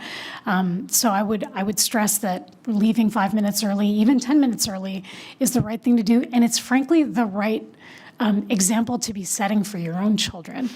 And I would really hope that, to the extent that we have enforcement, that we are ticketing some of those repeat offenders who speed past a stopped school bus again and again for the safety of our own kids.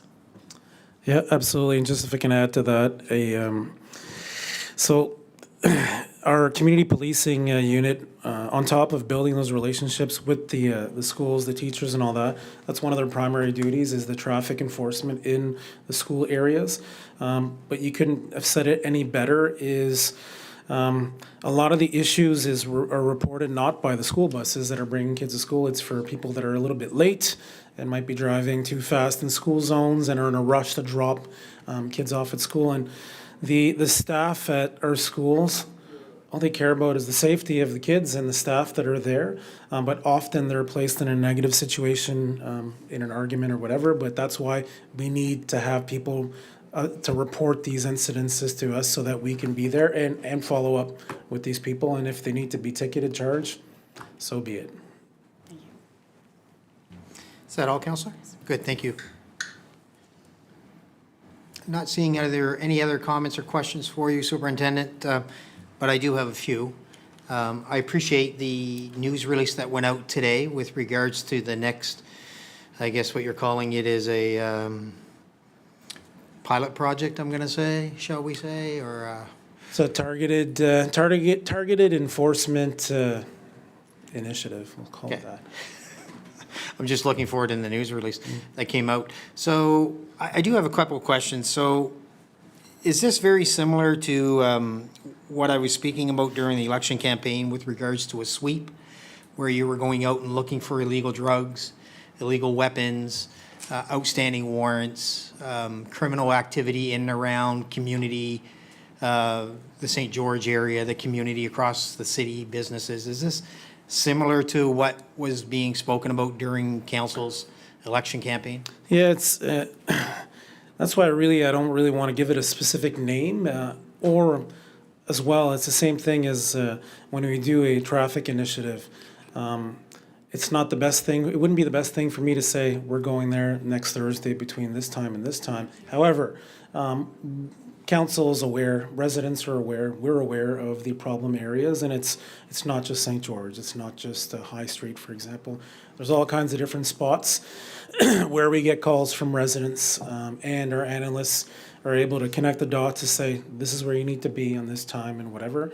And like you mentioned as well too, there are hundreds of people that are on the street that are wanted on court orders, warrants, or whatever. Some of them dangerous, some of them less dangerous. So it's a mix of all of that. So the open-air drug enforcement, absolutely. People that are consuming illicit drugs, whether it be on a sidewalk or wherever, but also that other stuff is who's out on the street that's causing the most harm in the community. Those are the people that we're going to be looking for. So what our goal is for the next 2 months is to have, compared to what we have been normally doing, is based on resourcing, calls for service is sporadic, more targeted approach on these types of areas and these types of activities. Okay, when you say, and I don't know if you can disclose it or not, but when you say targeted approach, so you're speaking a certain amount of officers will be instructed every day to go out and do this across the city? Yeah, something like that, yeah. Something along that line? Okay, and I think you did say illegal drugs on city property, so this is to your advantage, city property is number one, or can you get onto private property as well? Well, it's anywhere that anybody, so open-air drug enforcement, it's, if I'm walking with my daughter on any street in this neighborhood and I see somebody with a needle between their toes or smoking drugs or whatever, any kind of illicit drugs, I would be reporting it as a citizen, and that's what we need people to do. But now we're going to be out there even more than we do now for a blitz or whatever for the next 2 months, and to be able to say, this is what we've done over the last 2 months with the amount of resources and horsepower, and then be able to report back to say, similar to what I did 3 years ago or so, if you recall, where I was giving, in the last month, we did 3 days of open-air drug enforcement or whatever it was, and this is what we were able to accomplish, is to be able to give you that data of this is what we did, and this is what we were able to find, to give council, I guess, a number to say, is it worth it or is it not worth it? And do we have enough people or do we not have enough people to be doing these activities based on on what is really happening out there? Okay, and you did speak about 2 months, which is great. That takes us to mid-October for quick math. When do you think this council and the public will see a report on that program?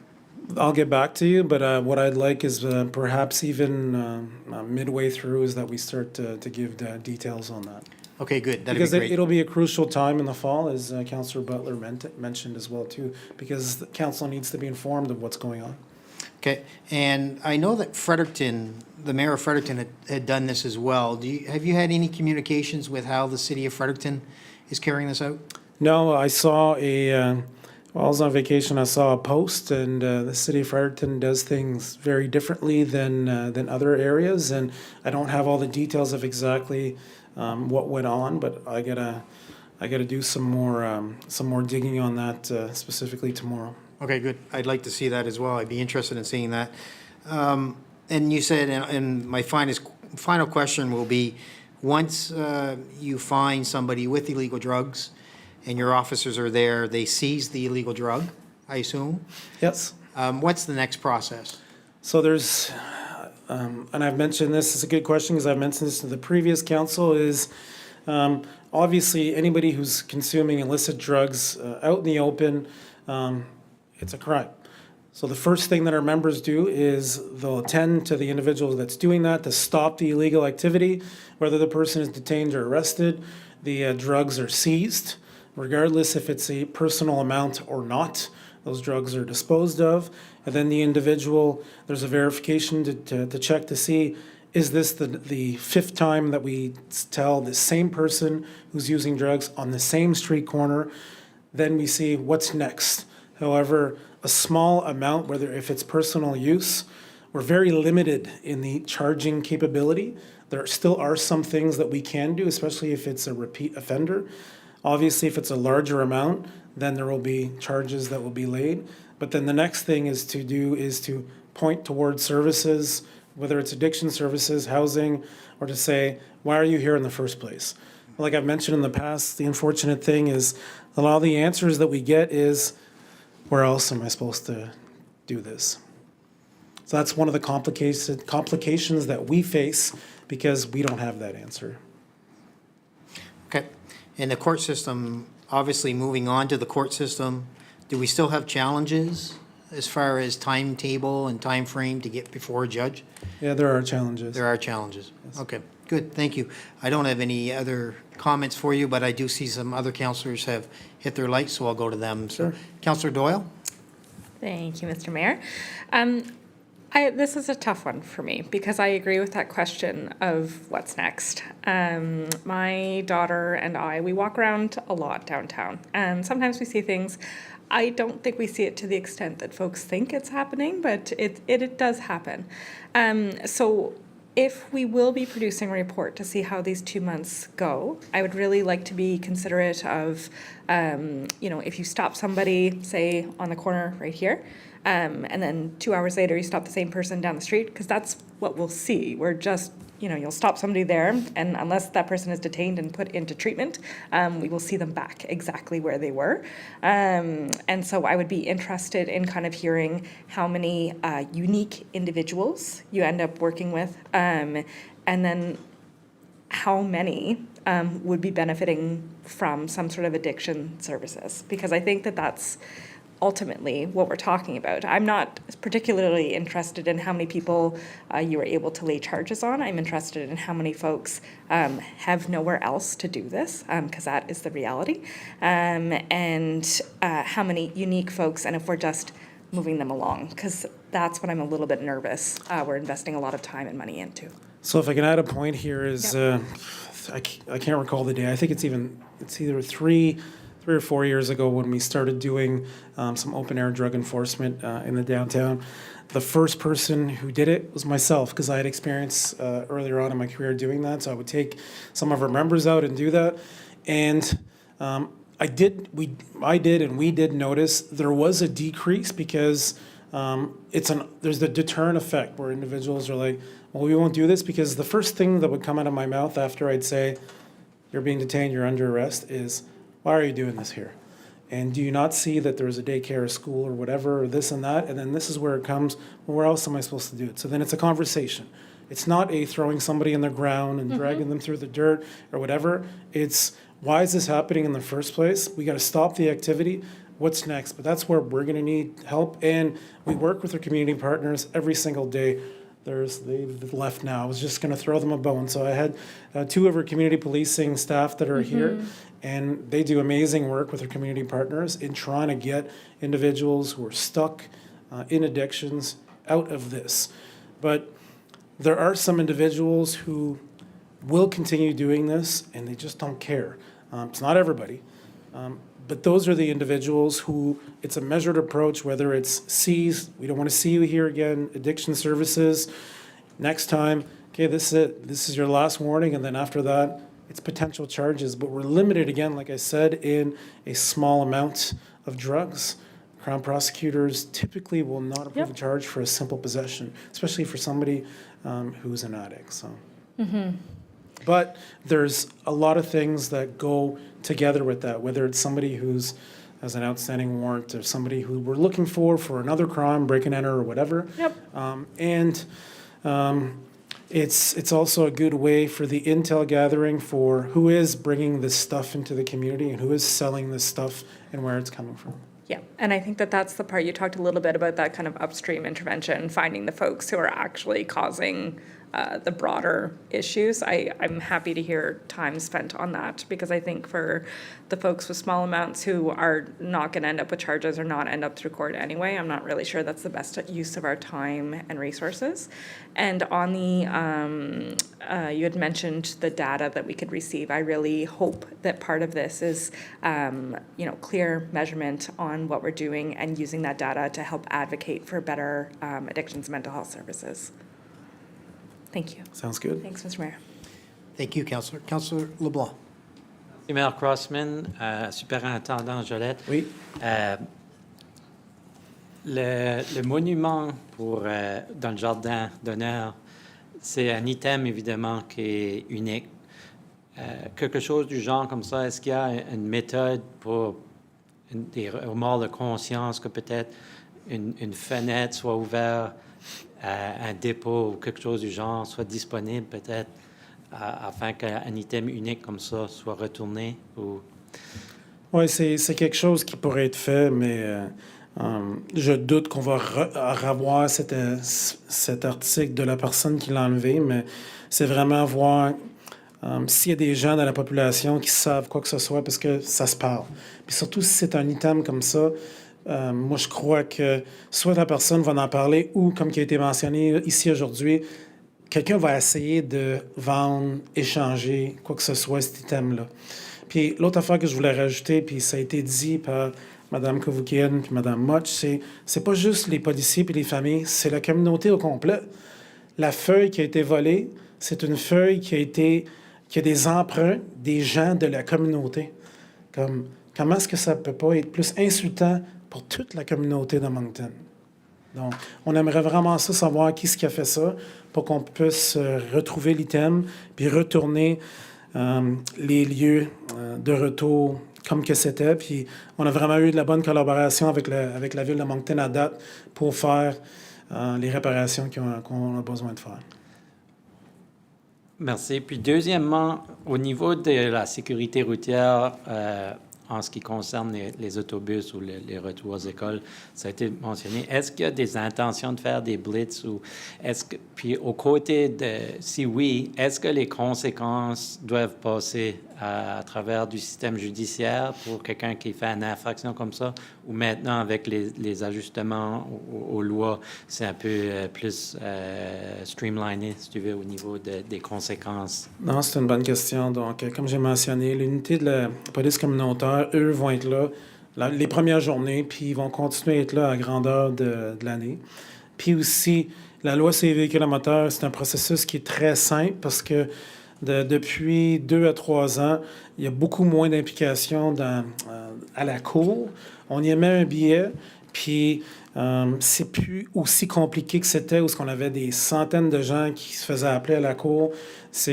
On donne un billet, on a un certain nombre de temps pour le payer ou dire qu'on veut le contester.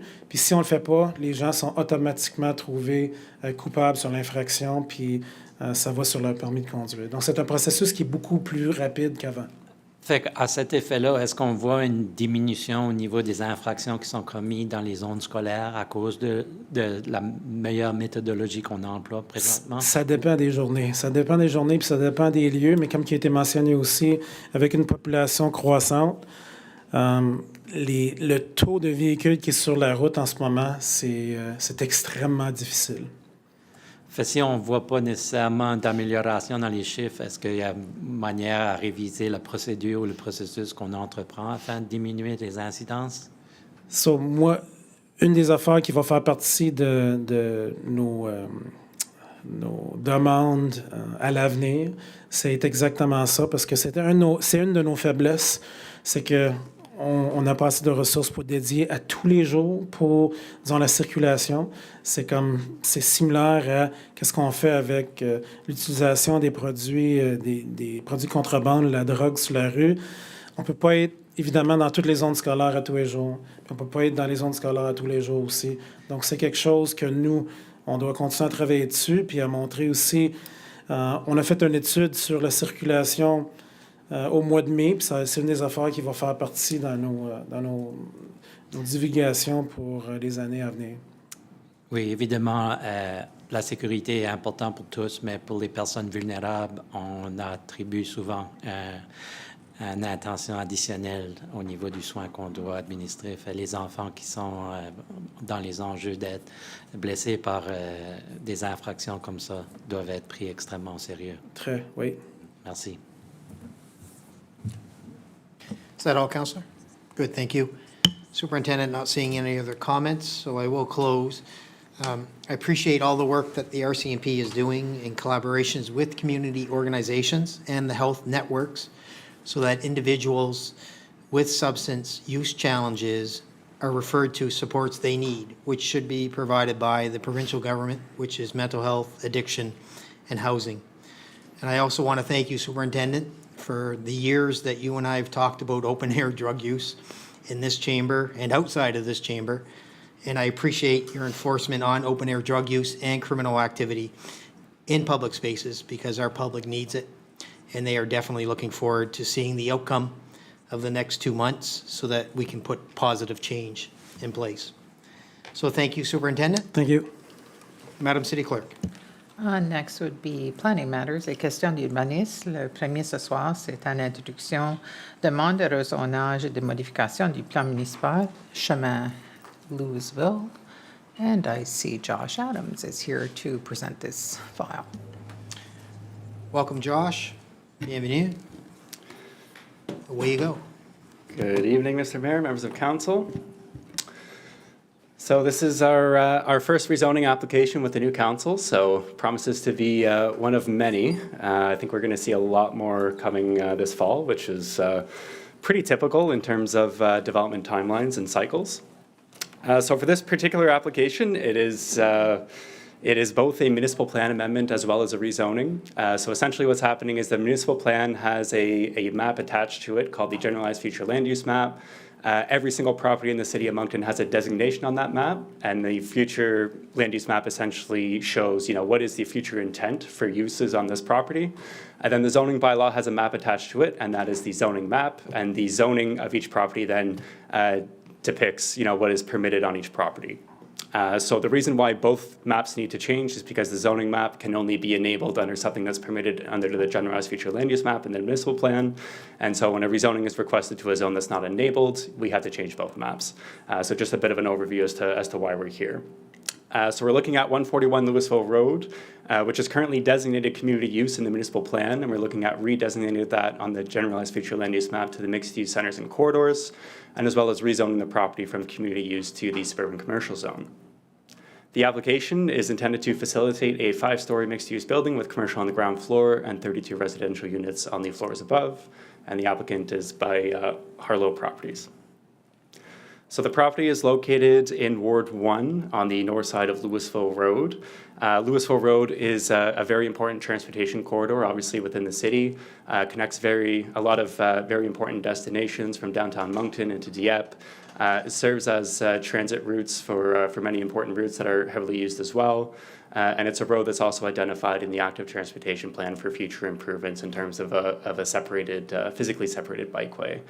So once that gets built, it would help connect as well to Elma Drive and ongoing projects there, as well as Shediac Road and the multi-use path that's currently on, ends at the Dieppe city boundary.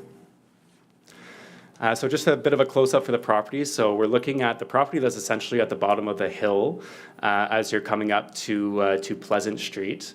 So if we're looking at the left-hand side here, you can see the property in question. That's where the rezoning is being asked. And the property just to the right is currently today a 5-story apartment building.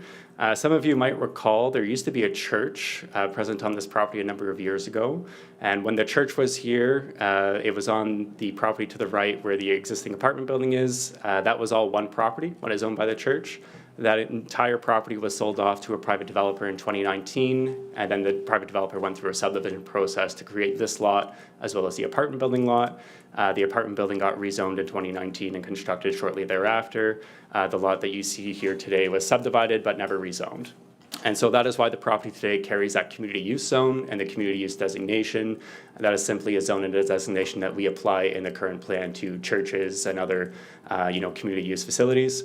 And so that community use zone does not allow for apartment buildings, commercial uses, and that is why the rezoning and the redesignation of the property in the municipal plan are required. In terms of what's being proposed, you can see here the rendering of what's envisioned. So this is the front of the building facing Louisville Road. So we can see that there is ground floor commercial, the 4 floors above. In terms of urban design, it's a pretty positive project. What we see is a number of entrances facing the street, as well as a patio in front as well to help bring a little bit more of a lively streetscape to Louisville Road. There is surface parking with the project that's located to the side and to the rear of the building. And then there will be connections as well, pedestrian connections to the existing Humphreys Brook Trail that just abuts this property on the other side. And this is just a rendering showing the rear of the project with Louisville Road in the front there. In terms of the site plan, you can see it here. So this is the plan that's being proposed for approval. If we go forward with the approval, we would add conditions that limit the development of this property to this specific plan. So if it does get approved, it is this plan that needs to be built. If there's a significant modification, they would need to come back to council at a later date for that new plan. This property does have several constraints on it, including a municipal services easement that's kind of outlined on the dashed red lines on the right-hand side. So we do not allow any building or structure within that easement, but we do allow surface parking. So that is one constraint on the site that does impact the layout. And then the other is essentially the driveway spacing to Pleasant Street, as well as the grades there on Louisville Road. So all that was looked at to help inform this present site design that you see with us. That being said, there are a couple of minor variances that are essentially needed to accommodate the project as shown. So staff are supportive of these variances. They've been included as conditions. If council chooses to go forward, you'd be approving the plan and the project that you see in front of you. Those variances are to allow development within 10 meters of the Humphreys Brook Trail, still keeping a 3-meter wide landscape buffer at the narrowest point. To not provide for jogs and recesses on the ground floor facing the street, as well as to increase the height of the building from 4 stories to 5 stories. As part of the review, a traffic impact study was submitted and reviewed and accepted by the city. So the traffic impact study shows that there's not going to be any negative impact on the street, that the proposed driveway is located at a safe location, and that although there will be some delays potentially exiting the driveway at Louisville Road on busy times, everything should work as intended.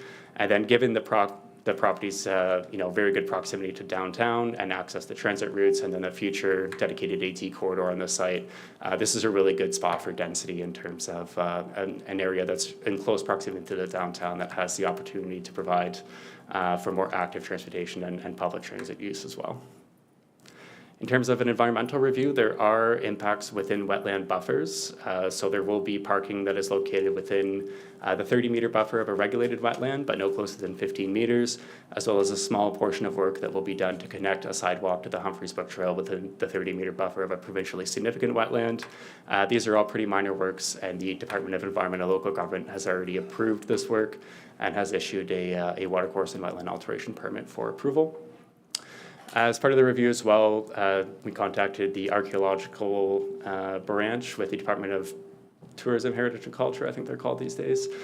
So they have indicated that any property essentially within 80 meters of a watercourse does have elevated archaeological potential. So they did ask for an archaeological impact assessment. I was just scrolling through my emails about 20 minutes ago. It looks like that has already been resolved. The developer has been working with the branch to get that resolved as well. So we currently have a condition in there that requirement be satisfied, but that may be removed if it's already been done. And overall, we do believe that the request aligns well with the objectives in the city's municipal plan in terms of creating complete communities, better urban design along our major transportation corridors, and essentially putting density in the right places, which we believe this is one. So the recommendation for you folks at this stage, if you choose to go forward, there's 4 things that we ask you to do. So number 1, we'll ask that you give first reading of both the bylaws this evening. Number 2, you will refer the bylaws to the Planning Advisory Committee for their written views. The PAC is the formal body that will give the recommendation on any rezoning or any new bylaw. That's a requirement of the legislation, so it's not a recommendation from staff, it's a recommendation from the PAC. We'll also set a public presentation for September 8th at 4 p.m. in council chambers at City Hall. In terms of notification for that public presentation, we will post a sign on the property. There will be mailouts to all properties within 100 meters of the subject site. There will be an ad posted in both the Times and Transcript and the Acadie Nouvelle, as well as a notice on our website. So it's the way that we get the word out, and then the public will have an opportunity to participate in that process, as well as the public hearing, which would follow on October 19th, 2026. So what that means is that I get to give this presentation at least 2 more times. And with that, we do recommend some conditions if council goes forward with the approval. So that would be the first 3 conditions relate to the approval of variances that I've discussed. So increasing the height of the building to 5 stories, allowing some development within 10 meters of the Humphreys Brook Trail, not requiring the jogs and recesses on the ground floor of the facade. Then number 4 relates to the approval from Tourism, Heritage and Culture for archaeological requirements. Number 5, again, just a standard condition that we ask that the development be carried out in conformance with the plans and drawings submitted. And number 6, that the developer still has the right to apply for variances pursuant to the Community Planning Act. Thank you. Thank you, Josh, for the presentation. So council, we do have administration's recommendation as was read. So I'm looking for a mover and a seconder on this, and I see Councillor Legier, you wish to move this recommendation? Do you have any questions on it as well? Or? Okay, good. And Councillor LeBlanc, you wish to second? Okay, so Councillor Legier, I'll go to you. Thank you, Mayor Crossman. Excellent report, Josh. Just a few questions. So I'm looking at the schematics, is a healthy amount of space between the road and the building, a good setback that would allow for AT corridor. With the development of this building, would there be a potential that I know there's not any major trees or anything there right now, but the power poles are kind of staggered, they're not all lined up. Would there be an opportunity during the development of this site to where a pole might have to be moved as a result of it that would be convenient for us to kind of create the most space possible? Yeah, that's a great question, so thank you so much. So the development right now is set back about 6 meters from the right-of-way, but the street itself and the sidewalk, if you go look on the mapping on GeoNB, for instance, the right-of-way is quite large here, and so the street itself and the power poles are actually way further away from the street. So absolutely, I think we have more than enough room when it comes time to the future of planning out what that future AT infrastructure might look like to also include street trees and sort of that sort of thing within the right-of-way, and there'll be tons of space for that, I assume. So my other question is, I'll ask it now, and hopefully I won't have to ask it for the next 3.5 years. Before I was sitting on this side of the room, there was a number of projects that have come through, and once a building's approved for 6 and above, kind of it's up to the developer to decide if, by the time they build, if they want to go 8 or 9 or 10. Where this one's 5, and I know it would require variance, obviously, as we're here talking about tonight. Would there be an opportunity? Is it up to 6 is kind of, that's a threshold, and then if it's over 6, that's a different threshold, and so I'm just wondering if where it's 5 they're looking at, and the economics of a development matters, would there be any benefit to approving up to 6 if they haven't asked for it? So that's a really interesting question, actually. So today, the suburban commercial zone, which is, if you look at the zoning along Louisville Road, it's essentially all suburban commercial. Today, the maximum height in that zone is 4 stories. And so that matches, why every new apartment building that's been built has been 4 stories, essentially. Through the municipal plan review process, we are exploring looking at increasing those heights along the corridors. But, we're not there yet, basically. That's still a conversation that needs to be had. So at this time, it's still based on a site-specific application. I did talk to the applicant and see if he wanted to go 6 stories or a bit higher. I think 5 was the highest they were comfortable coming in with, so we'll stick with that for now. But if this council chooses that, Louisville Road in the future could have higher heights through the new zoning, then, potentially that would be a future option for development as well. So now I might have to ask that question again on the road, but thank you. Yeah. Thank you, Councillor. So keeping in mind this is introduction, so Josh, you'll get some of these questions. So Councillor Doyle.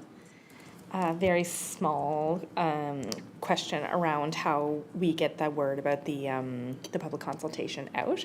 I'm looking at the map of the folks who are within 100 meters, and the map really is a lot of empty space. So the folks who live around there typically aren't within 100 meters. Are there other ways, I don't know about everyone, but I know I'm not looking at the paper as much as I may have been in the past. If I didn't work at the city, I'm not sure I'd be checking the website as much as I do now. And so for the folks who live outside who won't be getting door knockers, are there any other ways that we can kind of get the word out to them? So that's a great question. I think the most effective way that we've seen is actually the physical sign on the property that will be placed there. So that is basically anybody that passes by the property, that interacts with the property on a daily basis will see that sign and will be directed to understand that there is an application on the property and then the link to the website with the information. Okay. So yeah, it's always a challenge to get engagement on these sorts I of know. things, and we have legislative requirements that deal with, the level of the radius of the notification and everything else. But we do feel that the sign on the property is the most effective tool to get the word out.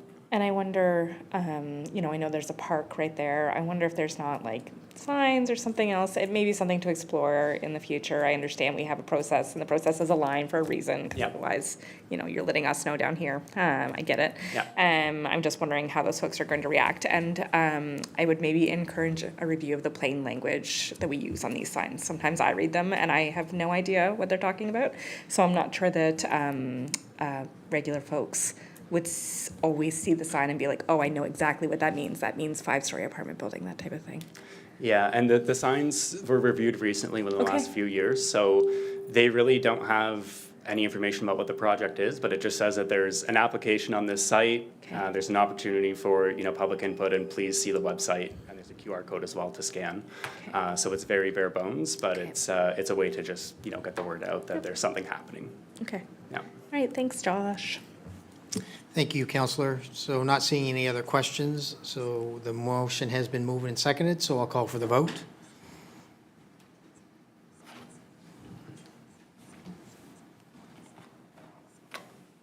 I'll ask for the vote to be closed. Motion passes. Thank you, Josh. We'll see you 2 more times on this. Madam City Clerk. Next is 8.2. It's another introduction for Vision Lands housekeeping rezoning for 3 PIDs, and I see Josh Davies this time to give an overview of this file. Welcome, Josh. Good evening, Your Worship and Council. Josh and Josh back to back. That might be a common thing moving forward this fall as well. So not every rezoning that comes forward to council is always development related. There are some housekeeping or administrative type cleanup files that we do bring forward from time to time, and this is one of them. So this is in relation to the Vision Lands, and ultimately will require a municipal plan and zoning amendment. The purpose of the amendment is to rezone and revert land back from previous zoning and land use designation with respect to the 3 PIDs listed there. One being a full property, 125 Crowley Farm Road, and the other being portions of the remaining 2 properties. And the applicant is administration. And this was undertaken through the recent secondary plan update through zoning bylaw, rezoning, comprehensive secondary plan for the Vision Lands, and pertaining to lands on the eastern side of Halls Creek that were not intended to be rezoned. So the subject area is in Ward 4. Again, we have gone through quite an extensive process with respect to the secondary plan, the zoning bylaw amendments, and the rezonings. We did have a lot of conversation and have been very successful and recently acquired the Vision Lands Regional Park, which is great news. However, there were properties turning over from consultant to the city to the number of people working on the file where these 3 properties were incorrectly rezoned from where they were to basically be forming part of the park, which was not their intention at this time. So providing a visual here, we're just looking south of Leopold Bellevaux on the eastern side. We did go through a very comprehensive master plan for the western side of the Vision Lands under the western precinct. These subject lands would fall under the University de Moncton precinct, which is currently has not been planned, but it does have a placeholder within the Vision Lands secondary plan, and something that we will be pursuing in the future once we get through a little project called the Municipal Plan Review and Zoning Bylaw Review. So it'll be something that's certainly going to be on our horizon. As you can see there, the property fronting Crowley Farm Road was incorrectly zoned from R2 to P1, and essentially I think what happened was there was a buffer that was attached to that P2, and the additional lands to the north were also added incorrectly. So as you can see, those areas are all vacant today with the exception of 125 Crowley Farm Road, which does have a property on it today and functions under its residential use. So in terms of what we're looking to go back to, would be on the left-hand side of your screen with the R2 for the first 2 properties, and restoring the PS, which is the post-secondary zone for the Université de Moncton. In addition to this, we also will be updating the GFLUM, or the Generalized Future Land Use Map, within the municipal plan to revert back to the previous designations of neighborhood and post-secondary. And so in terms of next steps, administration does recommend that Moncton City Council proceed with the proposed municipal plan amendment and zoning bylaw amendment by giving it first reading, setting a public presentation for September 8th at 4 p.m. in council chambers, referring the bylaws to the Planning Advisory Committee for its written views, and ultimately setting a public hearing for October 19th, 2026. So you can see some of those key dates there. This concludes my presentation. I'd be happy to take any questions. Thank you. Thank you, Josh, for the presentation. Deputy Mayor Richard, you wish to move this recommendation? And some questions. Okay, good. Thank you. Councillor Doyle, you wish to second? Okay, good. Deputy Mayor Richard. Merci, Mayor Crossman. Thank you, Josh. Second, or you guys decided yet, or who's I'll first? keep wearing my bow tie. Looking at the maps, I can see those three properties getting really close to Leopold Béliveau. Yeah. And I get excited when I see those. So are we getting any closer? Is that helping us open that up? It will, yeah. I think as council is aware, the administration has been aggressively pursuing funding, potentially through the Build Canada Strong Fund, which we're hoping to hear news on in the coming weeks and months. And the Vision Lands would be a very strong candidate for funding relative to what the program is asking for. So I agree, hope so. And if that is the case, then we may be doing our precinct plan for UDM sooner than we anticipated. Yeah. Sounds like a great plan. Yeah. No negative effects to what we're presenting tonight to the public that owns the people. No, property owners, we certainly, and we're putting some procedures in place to make sure that we're catching these, especially with larger projects where we're rezoning multiple pieces of land, and in some cases with several zones on properties, to flag that through our GIS and through our review process. No, so there was one subdivision file that is currently coming through, but that is continuing as is as we work through this process in parallel. Great news. Thank you very much. You're welcome. Thank you, Deputy Mayor. Not seeing any other questions, Josh, I will call for the vote.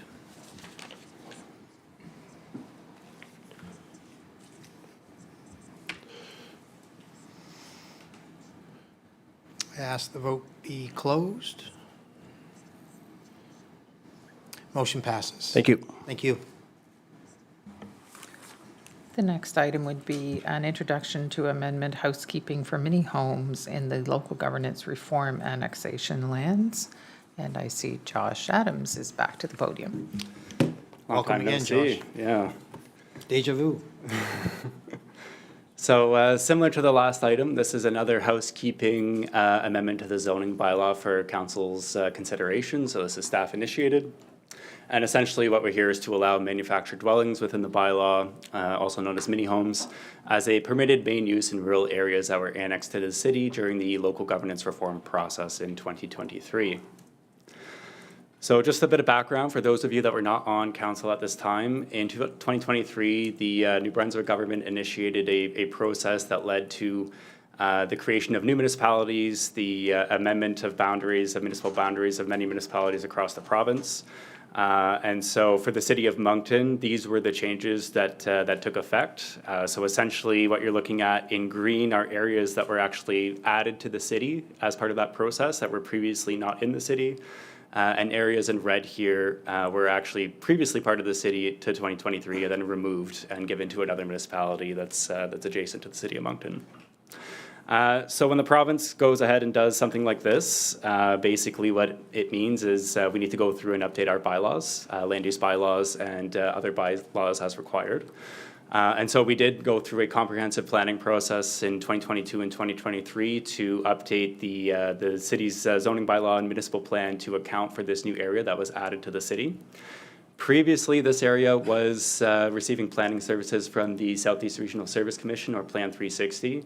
And a really interesting thing had happened in July of 2022. Plan 360 had brought in a brand new rural plan for that area. And then in 2023, shortly after, in the winter, the city came in with a new zoning bylaw and municipal plan. So in the span of about 8 months, this community has had 3 different land use plans apply, from the previous to the new rural plan to then the city zoning bylaw. that's a lot of change in the planning realm. And so essentially, when we were going through and doing public engagement, we felt that the results of the previous work that the Service Commission had done in that area were still valid. And so the intent of the changes for the city was the best we could match the existing land use rights that were already there, because it was essentially a brand new plan that had just been rolled out. So we did that by creating a new rural zone. So for areas in that, that kind of green area along Charles Lutz Road, Zach Road, that were zoned rural, we created a new rural zone, which does allow manufactured dwellings and many other things. But then there were a lot of properties there that were also zoned residential. And so those properties that were zoned residential were brought into an existing zone, which is the real estate zone. However, we've just recently discovered, I guess, a bit of an oversight where the current real estate zone does not permit the manufactured dwellings, whereas they were previously permitted uses within the previous Plan 360 zoning regime. And so what we're trying to do is just a text amendment to allow manufactured dwellings where they were previously permitted. Because the real estate zone is not unique to the local governance reform area, it's a zone that applied in the city beforehand. You can think of areas like Boundary Drive, where they are zoned real estates, but it never historically permitted manufactured dwellings. This change is only really related to reflect that only the areas that were annexed to the city and zoned real estates will be able to have manufactured dwellings as a main use. And so that is, again, just keeping into account the previous consultation and the previous work that we did. It also does line up well with the current policy in the municipal plan and previous public engagement on this item. And then as we're going through another plan review process more holistically now, that does offer the opportunity to talk more broadly about, if there are other areas where we should be permitting mini homes as a main use, we can have that conversation as part of the plan review. But this housekeeping amendment is just meant to fix a bit of an oversight that occurred where, we removed some rights from rural residents that we had no intention of doing. And so the recommendation is that Moncton City Council proceed with the zoning bylaw amendment by giving first reading of the bylaw, referring the bylaw to the Planning Advisory Committee for their written views, and setting the date for a public hearing on October 5th, 2026. Thank you.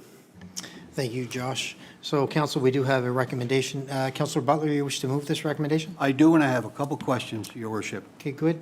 Councillor Mutch, you wish to second? Okay, Councillor Butler, you're up. Thank you, Your Worship. And Josh, thanks for the presentation. The question is that, so the people that are out there, my understanding was that have mini homes out there now, they were grandfathered in. When we had the presentation back at 360 that night, that's exactly what they talked about. So my concern here is if this goes ahead, and I'll bring it up again at the public meeting, but so does this mean that we can put a mini home park out there? So somebody buys acreage and says, we're going to put a mini park, like even the bunkhouses out there. So no, this change would not allow for a new mini home park, which would be, I would define it as many mini homes on one private lot with then private servicing. What this does is it just allows a mini home as a main use on an already existing lot or a lot that would have frontage on a public street. But it would not allow something like Pine Tree that is a mini home park with private services and has agreements with the city in terms of those servicing. It would not allow something like that of that scale without a rezoning. So there would still be that council-specific oversight. If that application were to come in, it's only for just regular regular lots could develop as a mini home. But I guess then my other question will be is that, why are we doing this? And so if anybody that's out there now is grandfathered in.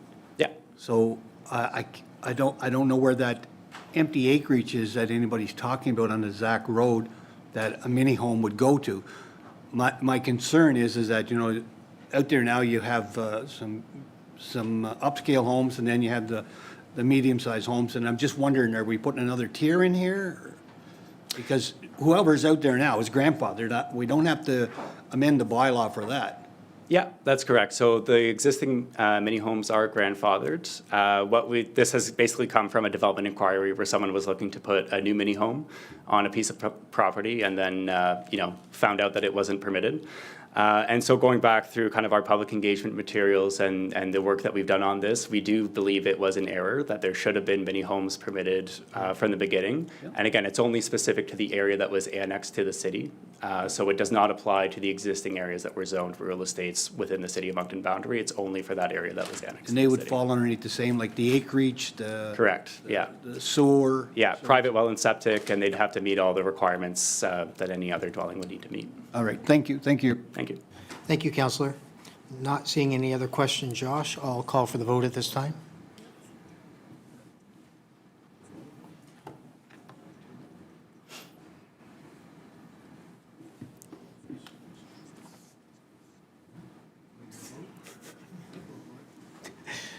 I'll ask the vote be closed.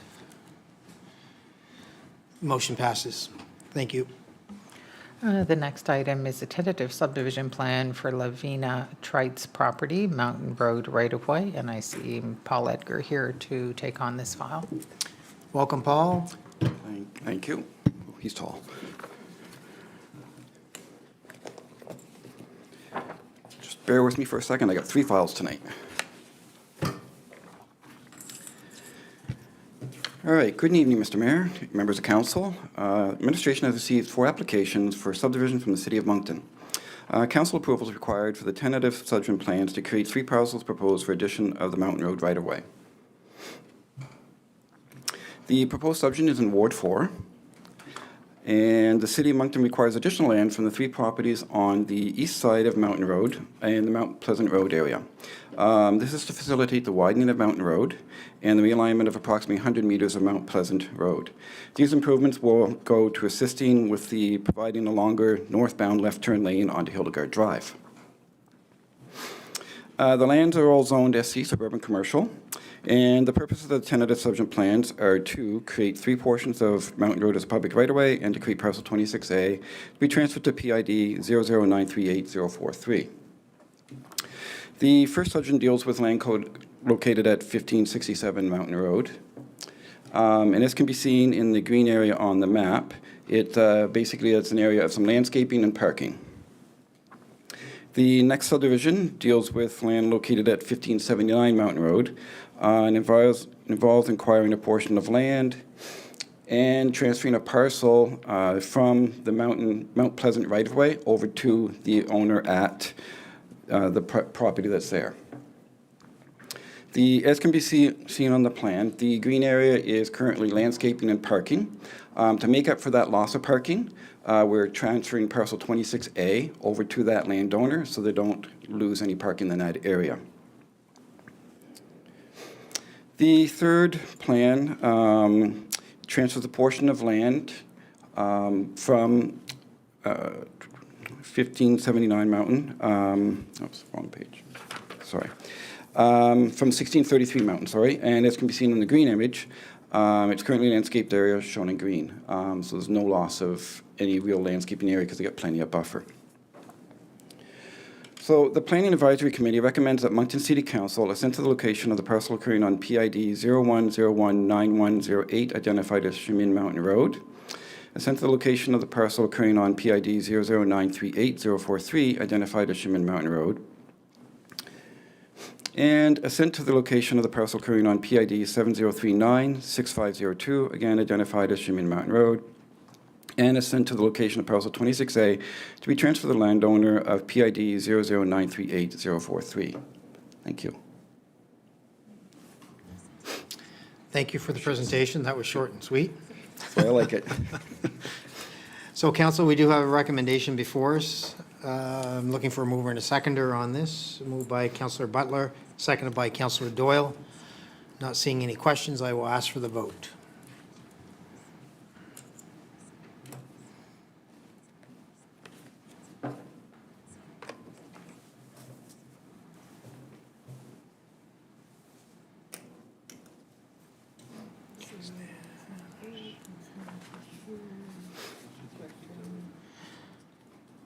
We have quorum.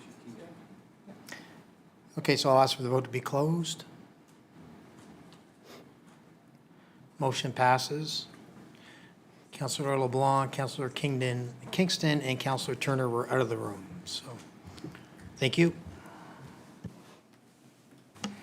The next would be a tentative subdivision plan, Elmwood Drive right away. And once again, Mr. Edgar is here to give this presentation. Thank you. Administration has again received 3 applications for subdivision from the City of Moncton. Council approval is again required for the addition to the Elmwood Drive right-of-way. The subdivision occurs in Ward 1. The City of Moncton requires this additional land from the 3 properties along the east side of Elmwood Drive between Louisville Road and Donald Avenue. This is to facilitate the construction of a multi-purpose trail along the east side of Elmwood Drive. The lands are all zoned R3 north of the CN tracks, and south of the tracks it's suburban commercial, which is Leon's building. The first tentative subdivision plan deals with land located at 6 Donald Avenue. It's at the corner of Donald and Elmwood. As can be seen in the green area, it's currently used for landscaping and parking and driveway access on the green plan. The second subdivision plan deals with land located at 25 Elmwood Drive. The portion of property here, again, deals with landscaping and parking and driveway access, as can be seen on the green image. The third subdivision deals with land located at 101 Louisville Road. The portion of property here is currently used for landscaping, parking, driveway access, and again is shown in green on the image. So the Planning Advisory Committee recommends that Moncton City Council assent to the location of the parcel occurring on PID 00770479 and 00880054, identified as Promenade Elmwood Drive, and assent to the location of parcel occurring on PID 007129, identified as Promenade Elmwood Drive. And finally, assent to the location of the parcel occurring on PID 007999510, identified again as Promenade Elmwood Drive. Thank you. Thank you once again. So, Council, we do have a motion before us. I see Councillor Guedette and LeBlanc. Councillor Guedette, you wish to move this motion? Yes, please. Yes. Councillor LeBlanc, you wish to second? Yes. Not seeing any questions. I'll call for the vote.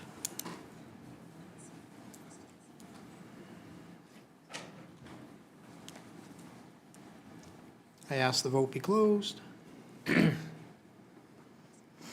Motion passes. Madam City Clerk? The final planning matter before council is un plan de lotissement provisoire CN, terrain d'utilité publique, and I see that Mr. Edgar is here once again. Thank you. Administration has received a subdivision application from Bell Mobility to create Lot 26-1 and land for public purposes at 1904 Main Street. The subject property is located in Ward 2. The property being subdivided is located on the south side of Main Street at the Mount Royal Boulevard intersection. Bell Mobility intends to construct a new 40-meter tall communication antenna tower on the proposed lot. As part of the process prior to this, the regulatory process for tower sightings, the city had previously provided land use authority concurrence for this location.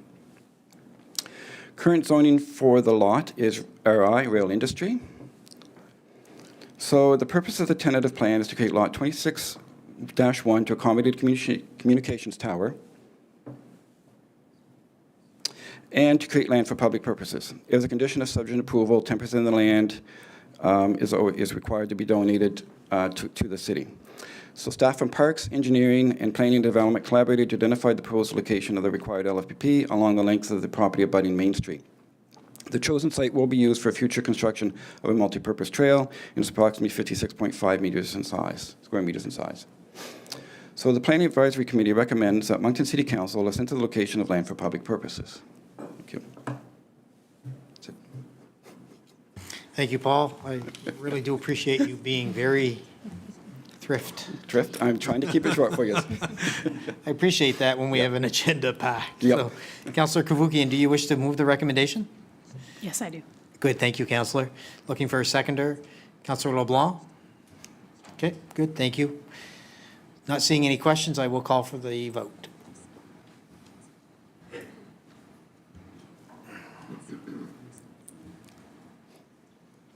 I ask the vote be closed. Motion passes unanimously. Thank you. Thank you, folks.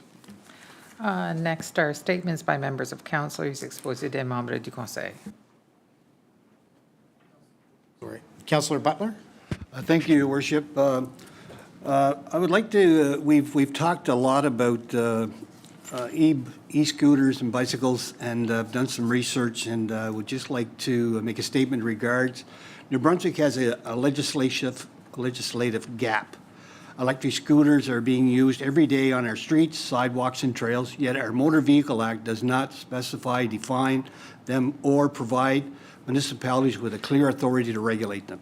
Nova Scotia recognized the same problem in 2022 and amended its Motor Vehicle Act. Nova Scotia now defines electric scooters, established provincial safety rules, and through Section 305B, gives municipalities the authority to determine where scooters may operate, establish local speed limits, and create enforcement penalties.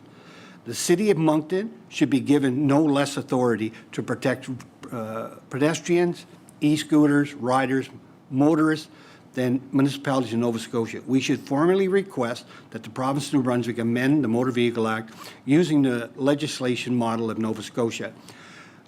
If Nova Scotia's police can enforce these provisions because of their legislation and can define the device and create the offense, what exactly amendments does the Kodiak RCMP recommend New Brunswick adopt so its members can enforce the same conduct here?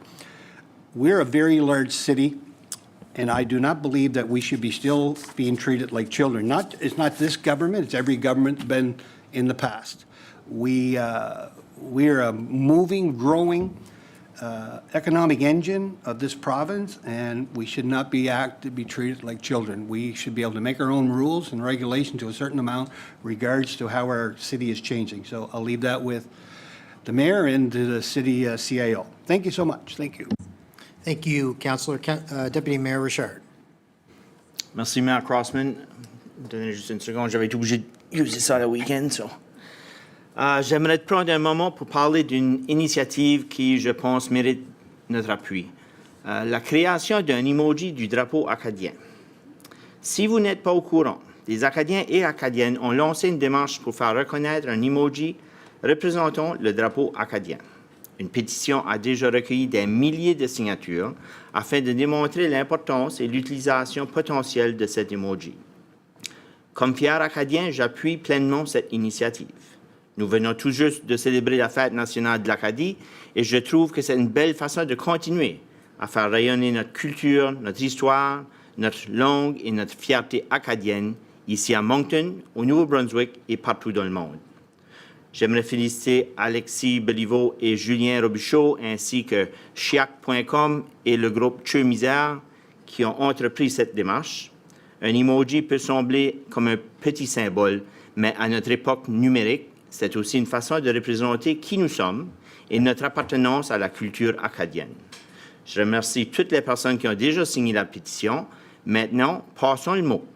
J'encourage tous les Acadiens et Acadiennes d'ici et d'ailleurs à signer la pétition et à partager avec leurs familles, leurs amis et leur communauté. Rendez-vous au emojiacadie.ca pour appuyer cette belle initiative. Merci pour votre attention et vive l'Acadie. Thank you, Deputy Mayor. Councillor Kevokian. Thank you, Mr. Mayor. I just wanted to take a moment to say that, we receive a lot of emails as councillors, but I wanted to acknowledge publicly that further to Acorn's presentation today, I have received, I believe I lost count at about 38 or 39 sets of emails regarding landlord licensing and proactive rental inspections. And so I just wanted to publicly acknowledge that, even though I've replied to everyone who sent me an email, I think it's really important to acknowledge publicly that this is an issue that our residents in Moncton care deeply about. And as I've said before in these chambers, affordable housing is rental housing. And as our population grows, more and more Monctonians are renters than owners. And so this is, it's something that we have to get right. And so I wanted to acknowledge publicly that I hear you. I know I'm not the only one, but I'm certainly listening. I'm paying attention, and the gears are turning in terms of how we can better protect the rights of renters in our community. Also, just in case none of my fellow councillors wanted to say something about this, we've also been receiving an enormous amount of emails and phone complaints about Canada Post and the new community mailboxes. And I wanted to say that it's a very frustrating thing to have to tell our residents that we can't really do anything about these mailboxes. It's extremely frustrating, and part of the frustration, I think, stems from the fact that residents themselves really don't know where to turn. There is a sense in which this is being forced upon neighborhoods that were not designed to have community mailboxes. And even though Canada Post has stressed in its communications with the public that 3/4 or 2/3 or however many Canadians already have community mailboxes, I think it's important to push back on that messaging by saying that those are people who either live in apartment buildings or newer construction neighborhoods where, in fact, it's not that difficult to add a community mailbox. And so what we are finding is that our residents are upset. They're angry. They feel like this is being forced upon them, and they're begging us as their counselors and their council to do something, anything, to prevent any of this from happening. And to our chagrin, there's really nothing for us to do most of the time, but also I think there's been a communication breakdown where Canada Post and perhaps the federal government have not been clear about how people's communication and concerns and complaints will be registered. I hear from people who talk to customer service at Canada Post who are being given a runaround where they speak to one person and then they have to tell the same story to another person, and then someone calls them back to say there's nothing they can do, and then they're directed to the ombudsperson who likewise tells them there's nothing they can do. And so with each one of these steps, there's renewed hope that potentially the next person they're going to talk to is going to fix the matter for them.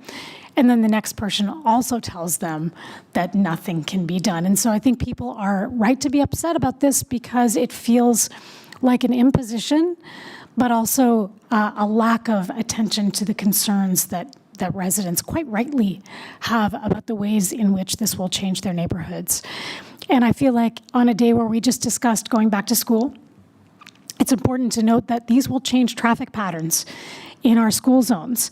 These community mailboxes, I think, are designed so that they can be walkable, but I think that all of us understand that in the middle of winter, people are not going to walk very far to a community mailbox, and so people who are driving to them in a school zone will be adding to the traffic and the stopped cars and the pullovers, et cetera, within our school zones, meaning that we are going to see safety patterns change in our cities.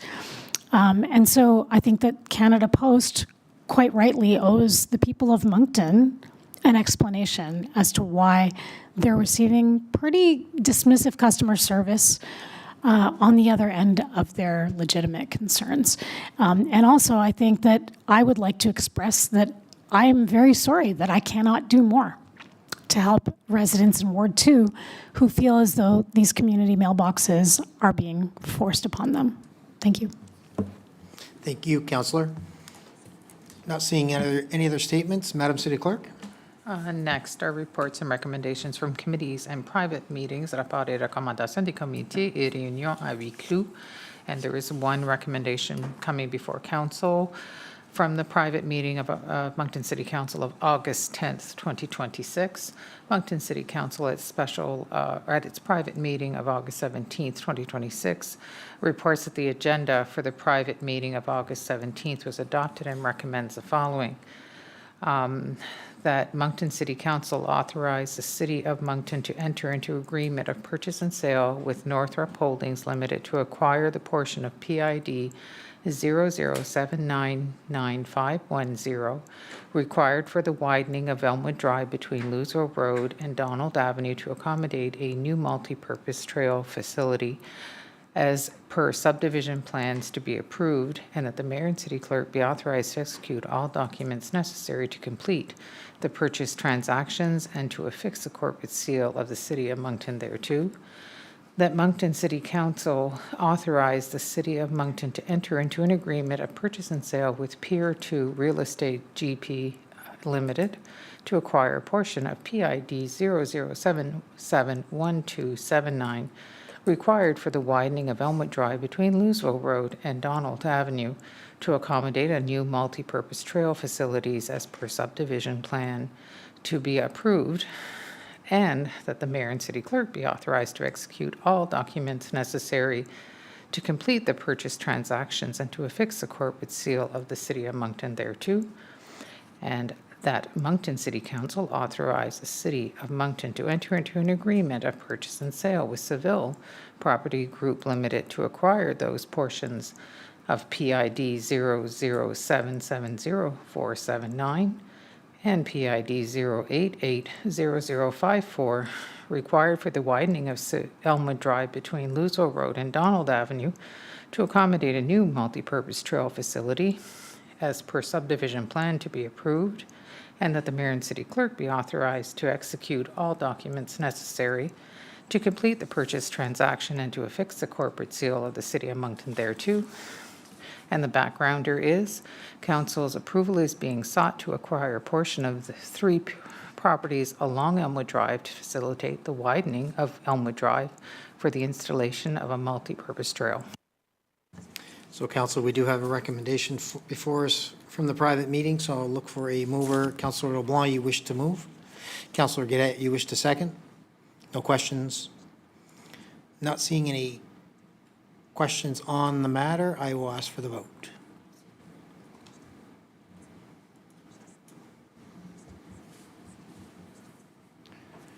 You can close the vote. Motion passes. Thank you. Madam City Clerk? Next are reports from administration, les rapports de l'administration, and the first this evening is city contract number W26D03AH Mountain Road Improvements. A motion before council is that the city contract number W26D03AH Mountain Road Improvements be awarded to Pulse Excavating Limited in the amount of $1,086,042.75, including HST, and that the budget for the project be set at $1,200,000, including net HST, engineering, utility, relocation, and contingency. It is also recommended the contract be drafted, that the mayor and the city clerk be authorized to sign said contract and affix the corporate seal of the city of Moncton thereto. Thank you, Madam City Clerk. As read into the record, we do have a recommendation. Looking for a mover and a seconder. Moved by Councillor Butler, seconded by Councillor Doyle. Perfect, good, thank you. Not seeing any questions on the recommendations, I will call for the vote.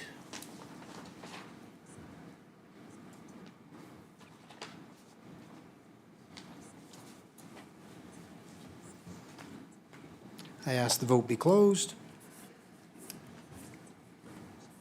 Motion passes. Madam City Clerk? Next is city contract W25G04GC, brick sidewalk renewal. Motion before council is that city contract number W25G04GC, brick sidewalk renewal, be awarded to AR Ritzel Landscaping Limited in the amount of $726,532.92, including HST, and that the budget for the project be set at $750,000, including net HST, engineering, and contingency. It is also recommended that the contract be drafted and that the mayor and the city clerk be authorized to sign said contract and affix the corporate seal of the city of Moncton. I believe there is a PowerPoint presentation, and Renee. Thank you, Madam Clerk. Renee, you'll be doing the power presentation? Oh, sorry. No, one more time. There we go.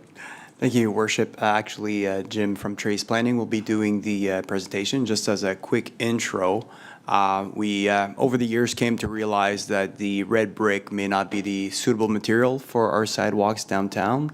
I hope that you will agree with the decision that was made by prior council to start renewing sections of our downtown and the red brick. So we've identified some sections that require renewal. And we proposed to the former council a different brick paver stone and a different look for downtown. It is similar brick that was installed on Westmoreland Drive, so if you want to have a look at what the product will look like on Main Street. But we do have a quick presentation here from Jim from Trace Planning that will kind of show you the concept that was approved by former council and an idea of what it will look like. Thank you. Thank you, Renee. Keyword there is quick presentation by Mr. Scott. So I will be very interested in hearing how quick this is. Good evening, Your Worship, councillors. I'll talk rapidly. What I'm going to do is give you a brief urban design primer on the purpose of the paving unit pattern that was selected for Main Street and other downtown streets as part of renewal of the pedestrian public realm environment. The piece that is being done, the first piece that is being awarded tonight, is in front of the Residence Inn between Assumption and Mechanic. That is a narrow section of street where we get to run a test pattern which expands the Westmoreland pattern out onto Main Street, as well as we're going to test a soil cell system for trees. The next piece that will go forward, which I believe is scheduled for next year, to begin next year, is from Stedman to Leicester in front of Gifts Galore and Catch 22, and then moving west in front of Tapanyaki Place between Leicester and Orange Lane. So those are the street components. With that one, we get a little more space. We get to apply a little more interesting paving pattern that goes more to the type of urban design setting that we're looking to do. In urban design, when we're working with street patterns, we're working to do 3 different environments within our pedestrian realm. The first one is a pedestrian walkway adjacent to store entries and adjacent to windows, so we can have a transfer between people walking by about 2 meters wide. Between that area and the street, again, about two plus meters, we're looking for an amenity place where we'd have seating, patio spaces, and then a brief piece about a half meter wide where we put our utilities. So places like lighting, other things that are associated more to the street. What's interesting with this one is we often struggle to keep our trees in good shape on Main Street and other urban streets, so we are running a new model, a test model adjacent to the Residence Inn.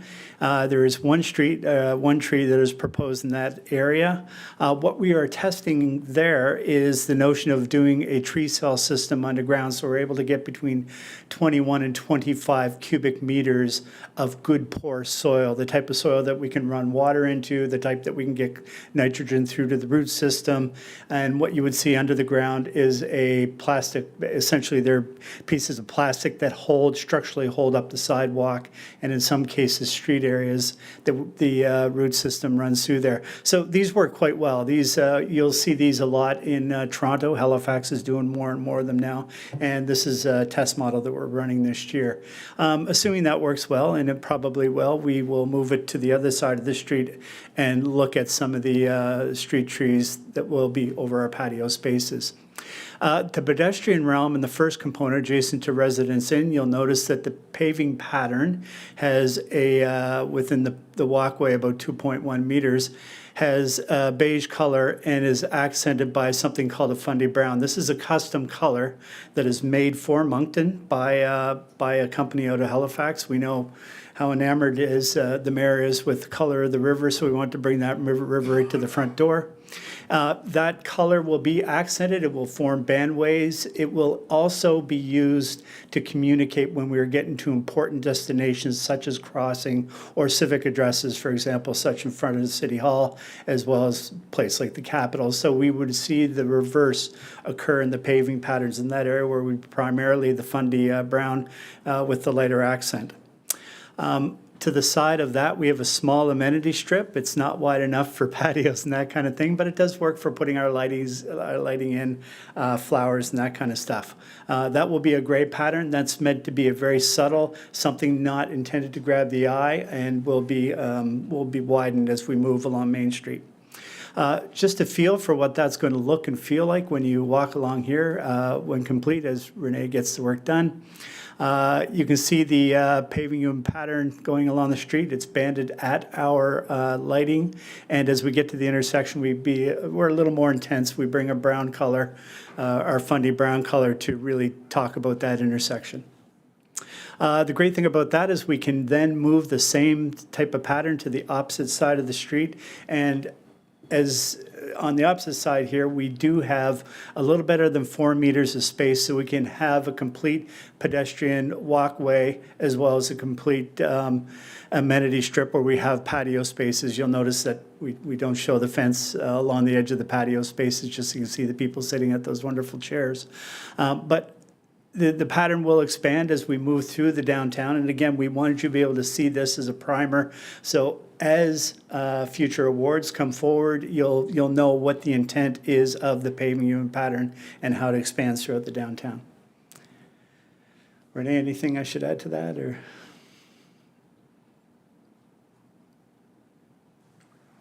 Yeah, thank you, Jim. Just, I guess, a note that there is a concrete slab that will be installed under those paver stones to prevent settlement and heaving.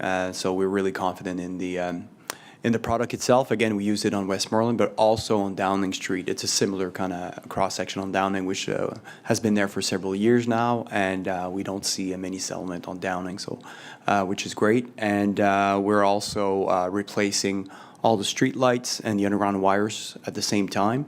And so that is something we need to discuss, again, with our public works crews to make sure that as we move along Main Street, it's probably time to replace that infrastructure as well. So lots more discussion as we move along Main Street. Thank you. Thank you both for the presentation. Well done, Jim. I like the comment with the river. Thank you. Appreciate that. Councillor Turner, I see you had your light on first. I assume you want to move the recommendation? Would be pleased to move the recommendation. I have I guess a comment and a question. Okay, so I'll park you there for now. I need a seconder. Councillor Legier, you wish to second? Perfect. Questions as well? Okay, so Councillor Turner? Thank you very much, Your Worship. The comment is congratulations. This is fabulous, long overdue. I know this council, we're picking up a project that was actually approved by the previous council, and we thank those members who are here. My big thing in this is accessibility. You're talking about aesthetics and color and lights and trees and all that is wonderful, but it's really accessibility for people who have challenges in walking, wheelchairs, whatever you name it. This is just such going to be so well received. The comments that we got from when you opened up Westmoreland Street a little while back, especially on the Saturday, people who come down for the market, but every day of the week we have people commenting about how great Westmoreland Street is and how much they love it, and they love the colors, they love the width, they love everything about it. So this is going to be a real, I think, a great motivator for people to come downtown even more so. The new street lights, the trees, everything. There must be a planned rollout for the rest of Main Street. Rennie, can you sort of share that with us, what the vision is, please? Yeah, thank you for the question, Councillor Turner. It's definitely going to be a phase-by-phase approach. We strategically chose this block because there's no patios on it. And so it's really a test run as to how quickly we can do a section, because our intent is to do it in the fall and to avoid patio season, because as we're moving westward towards Main Street, there's going to be quite a bit of patios to run through. It's also a test on the budget as far as how much we can do in a given year. So what we're looking at as we're getting into the 2027 capital works deliberations, we will be looking at doing a section per year, as Jim mentioned. Moving to the north side in 2027 would be our intention, so we can finish one block. However, we always want to move ahead at one side of the street every year, not do both sides, because obviously there's going to be detours in place, so we want to be mindful of how people detour around the area. To answer your question, it's all going to be depending on how much budget we can put towards this and how long it will take to do these sections. Our intent is to make it up to Lute Street, because this is where we identified the sections are being worse. When you look outside of Lutz or Assumption on the east or west of that, it's still red brick, but it's in fairly good condition. So we'll be really focused between Lutz and Assumption for the upcoming years. And is curb part of this, or is the existing curb staying in place? Great question. We are keeping the granite curb in place because it's not affecting drainage. It's in decent shape. If we really in the future sections, we'll look, but our intention is to keep it in place. If we are replacing that curb, then we're into digging the asphalt and doing quite a bit more repair and increasing the budget. Thank you very much. Thank you, Your Worship. Thank you, Councillor. Councillor Legier. Thank you, Mayor Crossman. I just want to thank you, staff and Jim, for the presentation. The background around this is really worthwhile. You know, the project's fait accompli, but certainly anybody that grew up around here there's a certain fondness of the brick sidewalk. And initially I was, oh, geez, I love that. I don't want and it's our nature human nature to be a bit, you know, weary of change. But knowing just the story of the color, and it's going to help us. I'm sure there will be people asking councillors what's going on, why these colors, why this pattern, and this helps us an awful lot with that communication. So thank you. Thank you, Councillor. Councillor Kouvagian. Thank you, Mr. Mayor. Jim, it's beautiful. I mean, it's a lovely pattern, a lovely color scheme, and it makes me really hopeful for what we can do on St. George when we redevelop that street and beautify it. So seeing a pattern like this makes me really hopeful for that. The one thing I wanted to ask about was bike parking. We really have a problem downtown of not having enough places to park a bike. I noticed on that one side, it's rather narrow, that little strip there, and it doesn't really look like it could, I mean, perhaps it could accommodate one bike if it were parked parallel to the road. Whereas the other side in between the patios could maybe get a perpendicular multiple bike lockup. So I guess I was wondering about placement and also whether we could paint those fundy brown.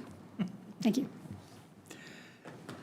Your Worship, to the councillor's question, we do have plans to look at the bike parking on the opposite side where we have a little more amenity space. We also did talk about future bike parking close to our sample tree.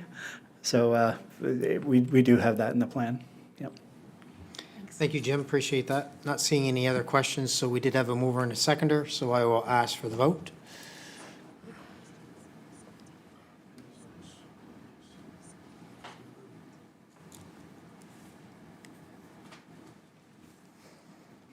We can close the vote. Motion passes. Thank you.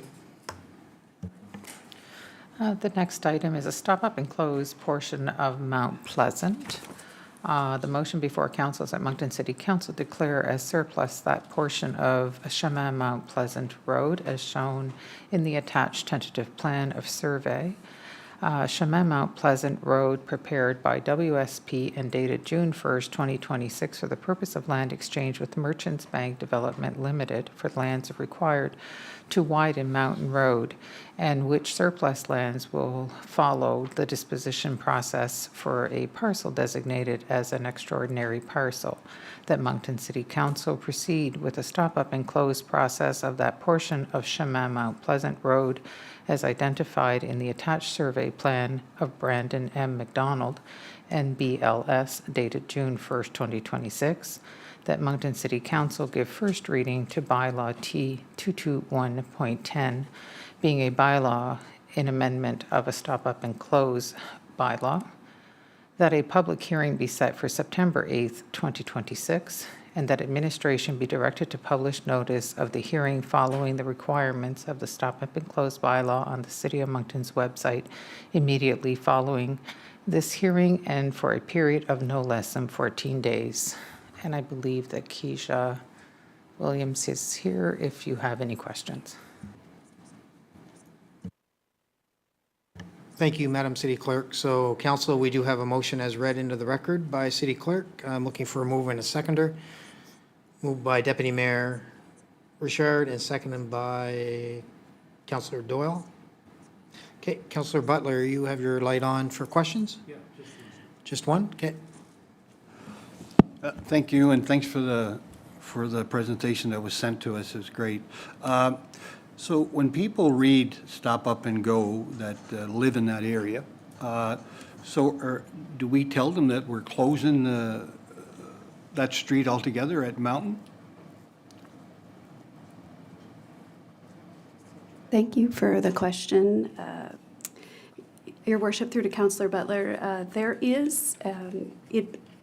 the draft bylaw will be published on the website following tonight's meeting, and there is a visual there. So while this section of Mount Pleasant will be permanently closed to traffic following construction of the realigned Mount Pleasant, it should not, and maybe I can have Renee speak to this, it should not affect anyone's usage of Mount Pleasant at all.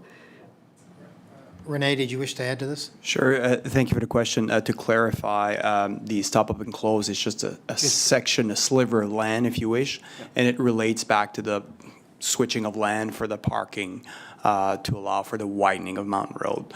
So if you look on your drawing, you'll see that we are giving them, if you wish, the property owner, a sliver of land along Mount Pleasant to allow them to compensate them for parking loss. And it is currently sitting over an existing sidewalk. That sidewalk will be moved, as such is the road of Mount Pleasant, kind of move towards the shoppers and realign. And so once the project is done, there's no impact on sidewalk or street of Mount Pleasant other than a realignment to allow for all this to happen. Yeah, and that's what I see, but, and I'm glad that we brought it up in public, because people that live up in that area might not see that. They just say, oh, my goodness, it's being closed for good. How do I get out of here, right? So as long as we're all on the same page with that. Thank you, Your Worship. Thank you, Councillor. Councillor Mutch. Thank you, Your Worship. I do have a question actually about that too, regarding left turn at the end of Mount Pleasant after. So I worked at that Shoppers for 8 years actually, and I always witnessed a lot of accidents turning left there. So widening it now, it's a whole other lane. So is there a possibility of no left turn being possible down there? Like, I know the only reroute would be through the Shoppers parking lot, but it's very dangerous. And I have spoken to a business owner there who is Ward 4, Kate Doyle, and they're really concerned for their own guests as well. Thank you for the question, Councillor Mutch. Really a good point and something that we've discussed internally. For the time being, once the project is done, what we're proposing is a no left turn sign within a certain hours. You'll see that during peak hours. There's no physical barrier from preventing people from turning left, but it's a suggestion, and a suggestion that should be taken not lightly because of the traffic. What we tend to see is with those signs, without any physical measures, just those signs alone, a lot of people will actually follow them. And if not, and you've got a car behind you, chances are he'll let you know. So they seem to work. So we'll be testing that out, and there's definitely consideration for preventing the left turn altogether. That would require median, that impacts accessibility businesses, and would lead to more people cutting through private property to Shoppers. So there's pros and cons to every aspect of this for sure. Thank you. Thank you, Councillor. So not seeing any other questions, I will call for the vote.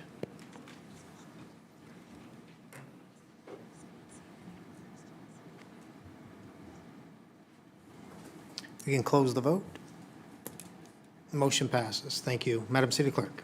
The next item, c'est une politique relative au service à la clientèle. La motion devant le Conseil aujourd'hui que le Conseil municipal de Moncton approuve 1. Les modifications apportées au Code de conduite des clients, anciennement le Code de conduite dans les installations municipales, et 2. La nouvelle politique sur le traitement des plaintes des clients. And I see Jennifer Dallaire is here to speak to this. Hello, Jennifer. Bienvenue. Just give me a second. There we go. Thank you very much. I won't take up much of your time, but this evening I will be presenting you with 2 customer service policies for your consideration. For those of you on council who I haven't met yet, I'm Jennifer Dallaire. I'm the Manager of Customer Service, and I work in communications. You might see me at City Hall. You might also see me at the Operations Center with my dispatch team. So I'm here to introduce and seek approval for an updated customer code of conduct and a new customer complaints handling policy. These were done in partnership with Recreation and Legal, and we consulted with various other departments as well. Thanks especially to Jamie McClellan in Recreation and Keisha Williamson in Legal for their help with what we feel are two policies that really consider the needs of all departments and our customers. Policy work is not always very exciting, but collaborating with them made it a really great experience. So why now? Over the last few years, we've noticed an increase in negative interactions, both towards staff and other customers in our facilities and in our virtual spaces. While we've taken some steps to better equip our teams to handle these interactions through training, signage, support, we've noticed gaps. These two policies will provide a structure to allow us to close those gaps, support safer spaces for our staff and our customers, and allow us to deliver excellent customer service. These policies are written based on where we are today and where we can foresee in the shorter term, but we would continue to monitor and bring forward updates as needed. Our code of conduct in city facilities, which is what it previously was, focused mainly on our recreational facilities. The proposed changes are meant to encourage safer spaces for staff and customers by addressing inappropriate and abusive conduct, cover more physical spaces, including all city facilities, work sites, buses, anywhere city work is being conducted, and it now also includes virtual spaces, such as phone, email, social media. Respectful conduct in face-to-face situations is expected, and the same should really apply to our virtual channels as well, so we built that in. This policy has more inclusive language as it relates to diversity, equity, and inclusion, defining terms like harassment, racial discrimination, and bullying. Our customer code of conduct will be applied in conjunction with our customer complaints handling policy, our respectful workplace, and our workplace diversity, equity, and inclusion policies.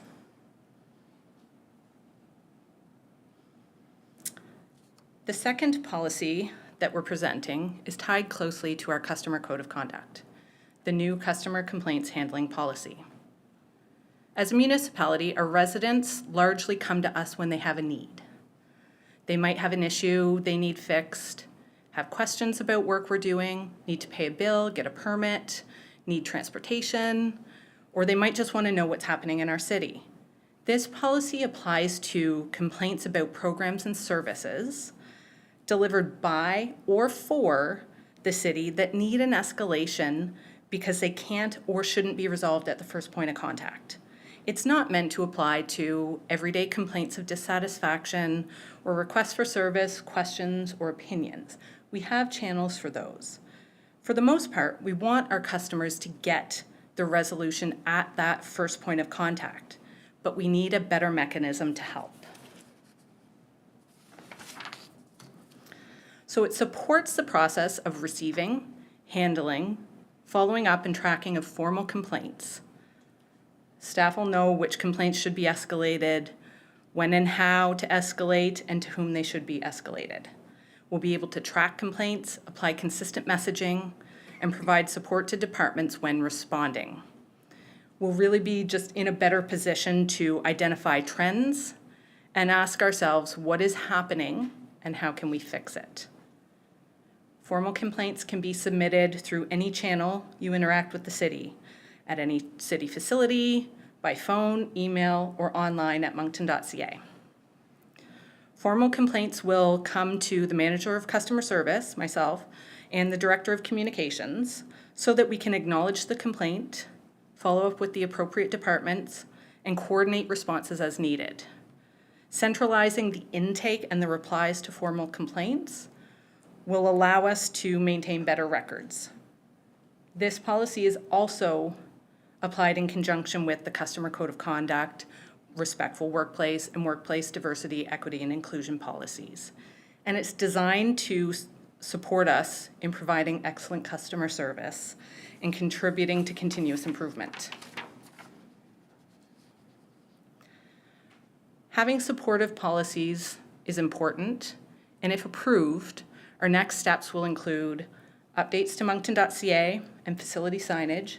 Our recreation department already has an inventory of existing facility code of conduct signage, and we are identifying other locations for new signage since the reach has expanded. Recreation will also be working directly with our community partners, recreation and sport associations, so our facility users, to notify them of the updates to the code of conduct and how we can support each other when there are potential code of conduct violations or formal complaints that need to be addressed.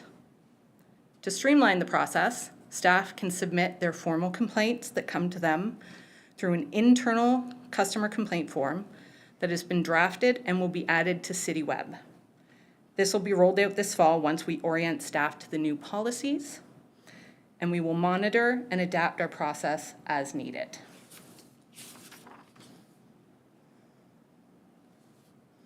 I'm going to go back one here. I'm happy to answer any questions. I got mixed up on my pages. We also have Monica Tucker here if there are specific questions for recreation that I'm unable to answer. Thank you for the presentation. So you do have a recommendation? The recommendation is? Yeah, coming. Yeah. Thank you. So we do have a recommendation before us, council. So looking for a mover and a seconder. I see Deputy Mayor Richard and Councillor Doyle. You wish to move in second?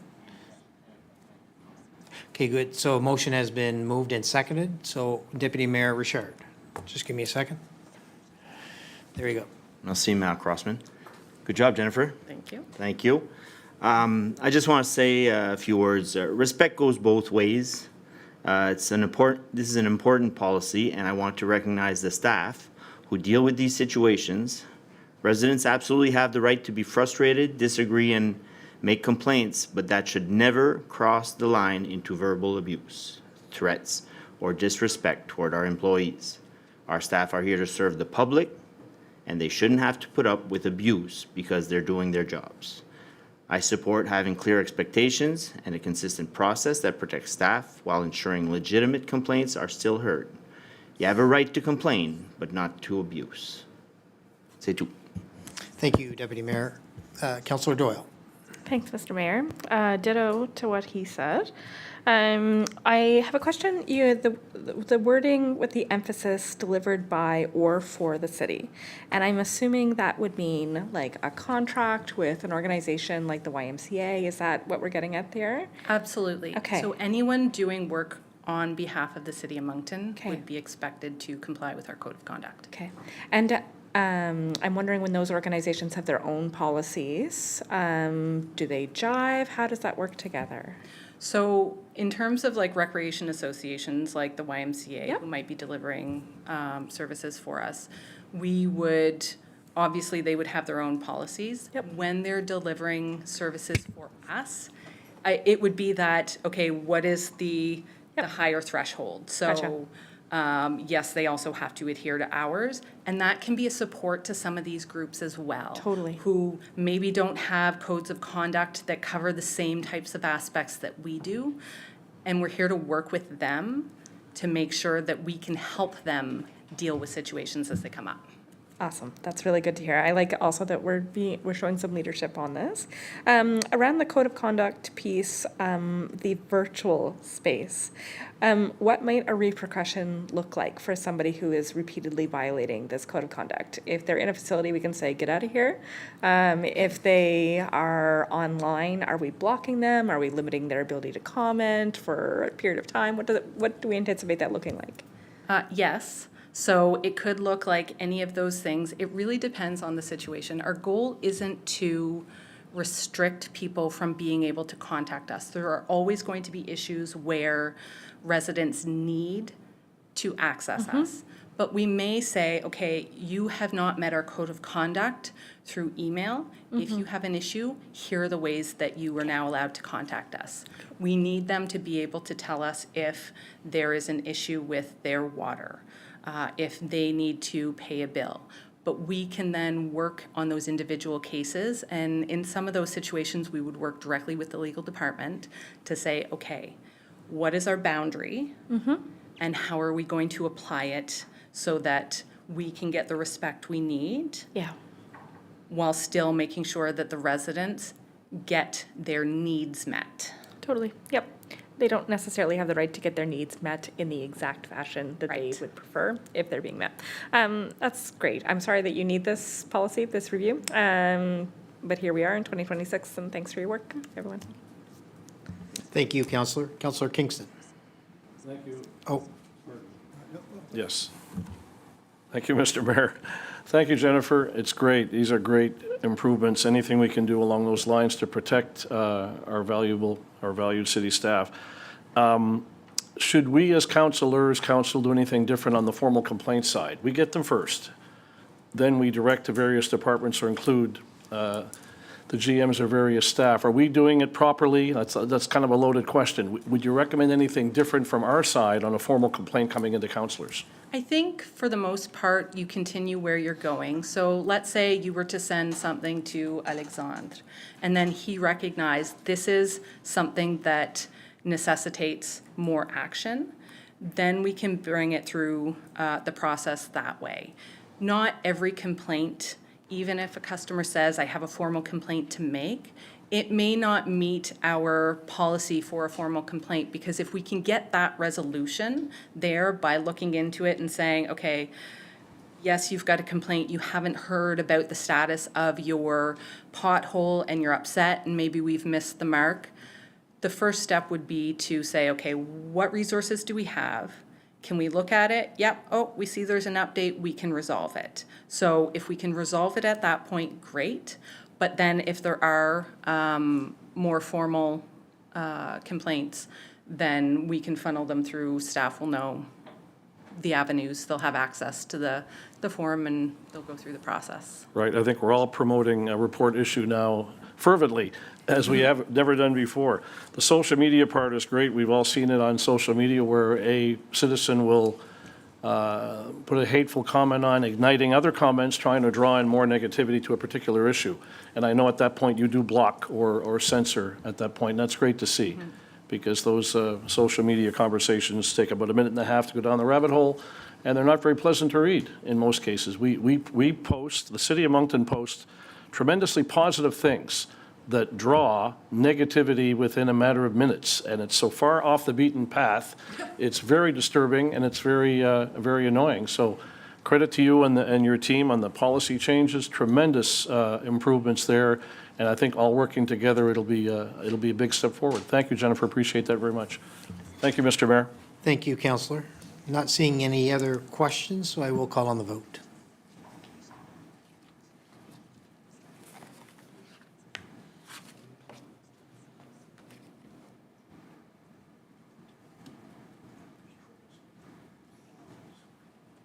I'll ask the vote be closed.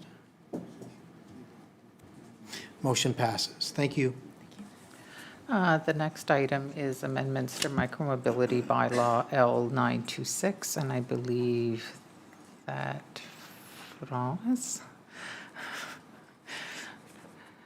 France is taking the lead on this.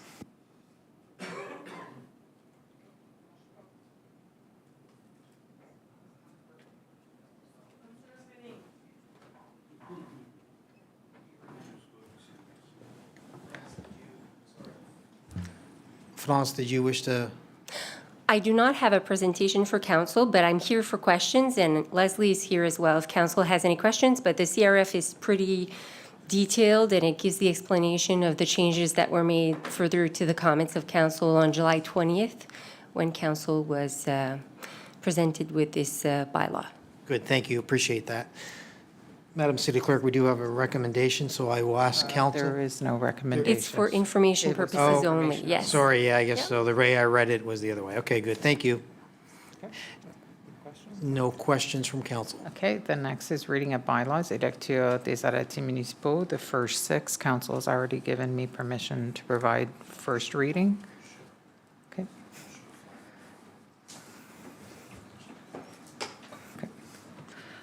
Okay. Okay, 12.1 is a bylaw and amendment of a bylaw relating to the stopping up and closing of highways within the City of Moncton, being bylaw T221.10, Mount Pleasant. It's a first reading. Arrêté portant modification de l'arrêté concernant la fermeture des routes dans la ville de Moncton sur l'arrêté T221.10, chemin Mount Pleasant. C'est la première lecture. 12.2, a bylaw and amendment of a bylaw relating to the adoption of the City of Moncton's municipal plan, being bylaw Z122.20, Louisville Road. It's the first reading. Arrêté portant modification de l'arrêté concernant l'adoption du plan municipal de la ville de Moncton, soit l'arrêté Z122.20, chemin Louisville, première lecture. A bylaw and amendment of the City of Moncton bylaw, being bylaw Z222.69, Louisville Road.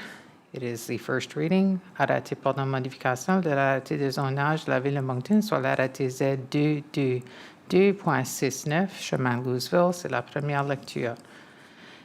12.4, a bylaw and amendment of a bylaw relating to the adoption of the City of Moncton municipal plan, being bylaw Z122.21, Vision Lands, first reading. Arrêté portant modification de l'arrêté concernant l'adoption du plan municipal de la ville de Moncton sur l'arrêté Z122.21, terrain d'avenir, première lecture. 12.5 is a bylaw and amendment of the City of Moncton zoning bylaw, being bylaw Z222.70, Vision Lands, first reading. Arrêté portant modification de l'arrêté de zonage de la ville de Moncton sur l'arrêté Z222.70, terrain d'avenir, première lecture. A bylaw and amendment of the City of Moncton zoning bylaw, being bylaw Z222.70, manufactured dwellings, first reading. Arrêté portant modification de l'arrêté de zonage de la ville de Moncton sur l'arrêté Z222.71, habitation préfabriquée, première lecture. I will require approval of council for second reading. This will be an electronic vote for the micromobility L926. So council, there will be an electronic vote on the second reading? We need to move her in a second. Sorry, yes, correct. Thank you, Deputy Mayor. So moved by Deputy Mayor, seconded by Councilor Legier. Okay. Now we can vote. Sorry, getting ahead of myself.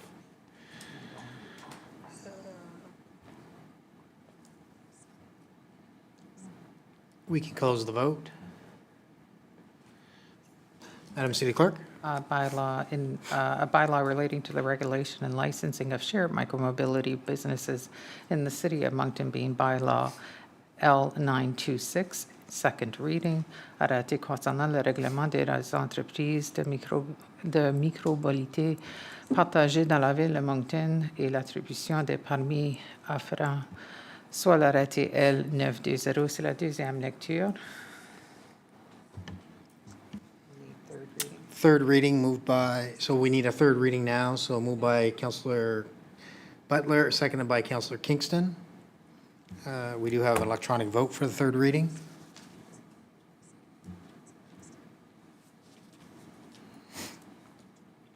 We can close the vote. Motion passes. Madam City Clerk? A bylaw relating to the regulation and licensing of shared micromobility businesses in the City of Moncton, being bylaw L926. It's a third reading. Arrêté concernant la réglementation des entreprises de micromobilité partagées dans la ville de Moncton et l'attribution des permis afférents, soit l'arrêté L920. C'est la troisième lecture. The next, I will need a second reading for the plumbing, bylaw relating to plumbing in the City of Moncton. So council, same process, so I look for a mover and a seconder. Moved by Councilor LeBlanc, seconded by Councilor Legier. This will be electronic vote.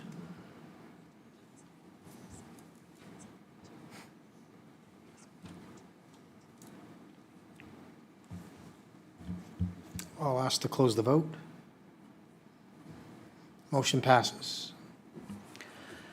A bylaw, an amendment of a bylaw relating to plumbing in the City of Moncton being bylaw Z 1323. It's a second reading. Arrêté portant modification à l'arrêté concernant les installations de plomberie dans la ville de Moncton sur l'arrêté Z 1323.2. C'est la deuxième lecture. I require third reading. So I'll need a mover and a seconder for the third reading. Moved by Councillor Turner, seconded by Councillor Kovokian. Council, this will be electronic vote.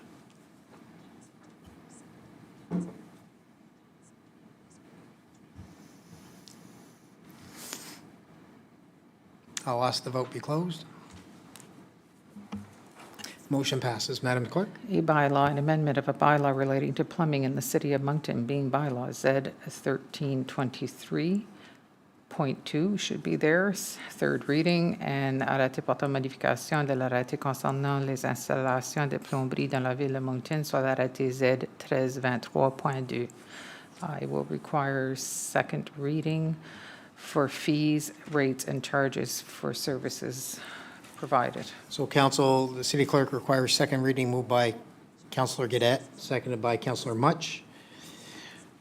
This will be electronic vote.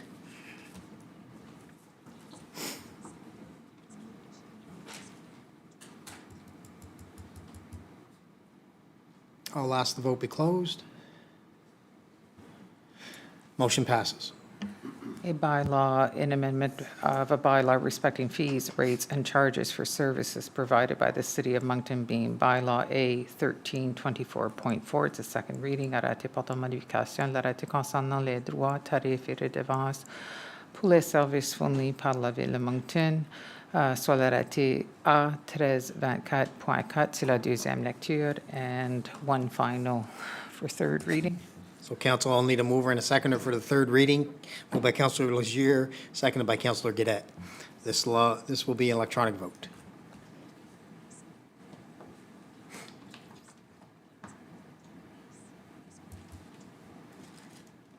I will ask the vote be closed. Motion passes. A bylaw, an amendment of the bylaw respecting fees, rates, and charges for services provided by the City of Moncton being bylaw A 1324.4. It's the third reading. Arrêté portant modification, l'arrêté concernant les droits, tarifs et redevances pour les services fournis par la Ville de Moncton sur l'arrêté A 1324.4. C'est la troisième lecture. Your Worship, I believe this is the end of the meeting. I will ask for a motion to adjourn, moved by Councillor Doyle. Thank you, staff. Thank you, citizens, and thank you, council.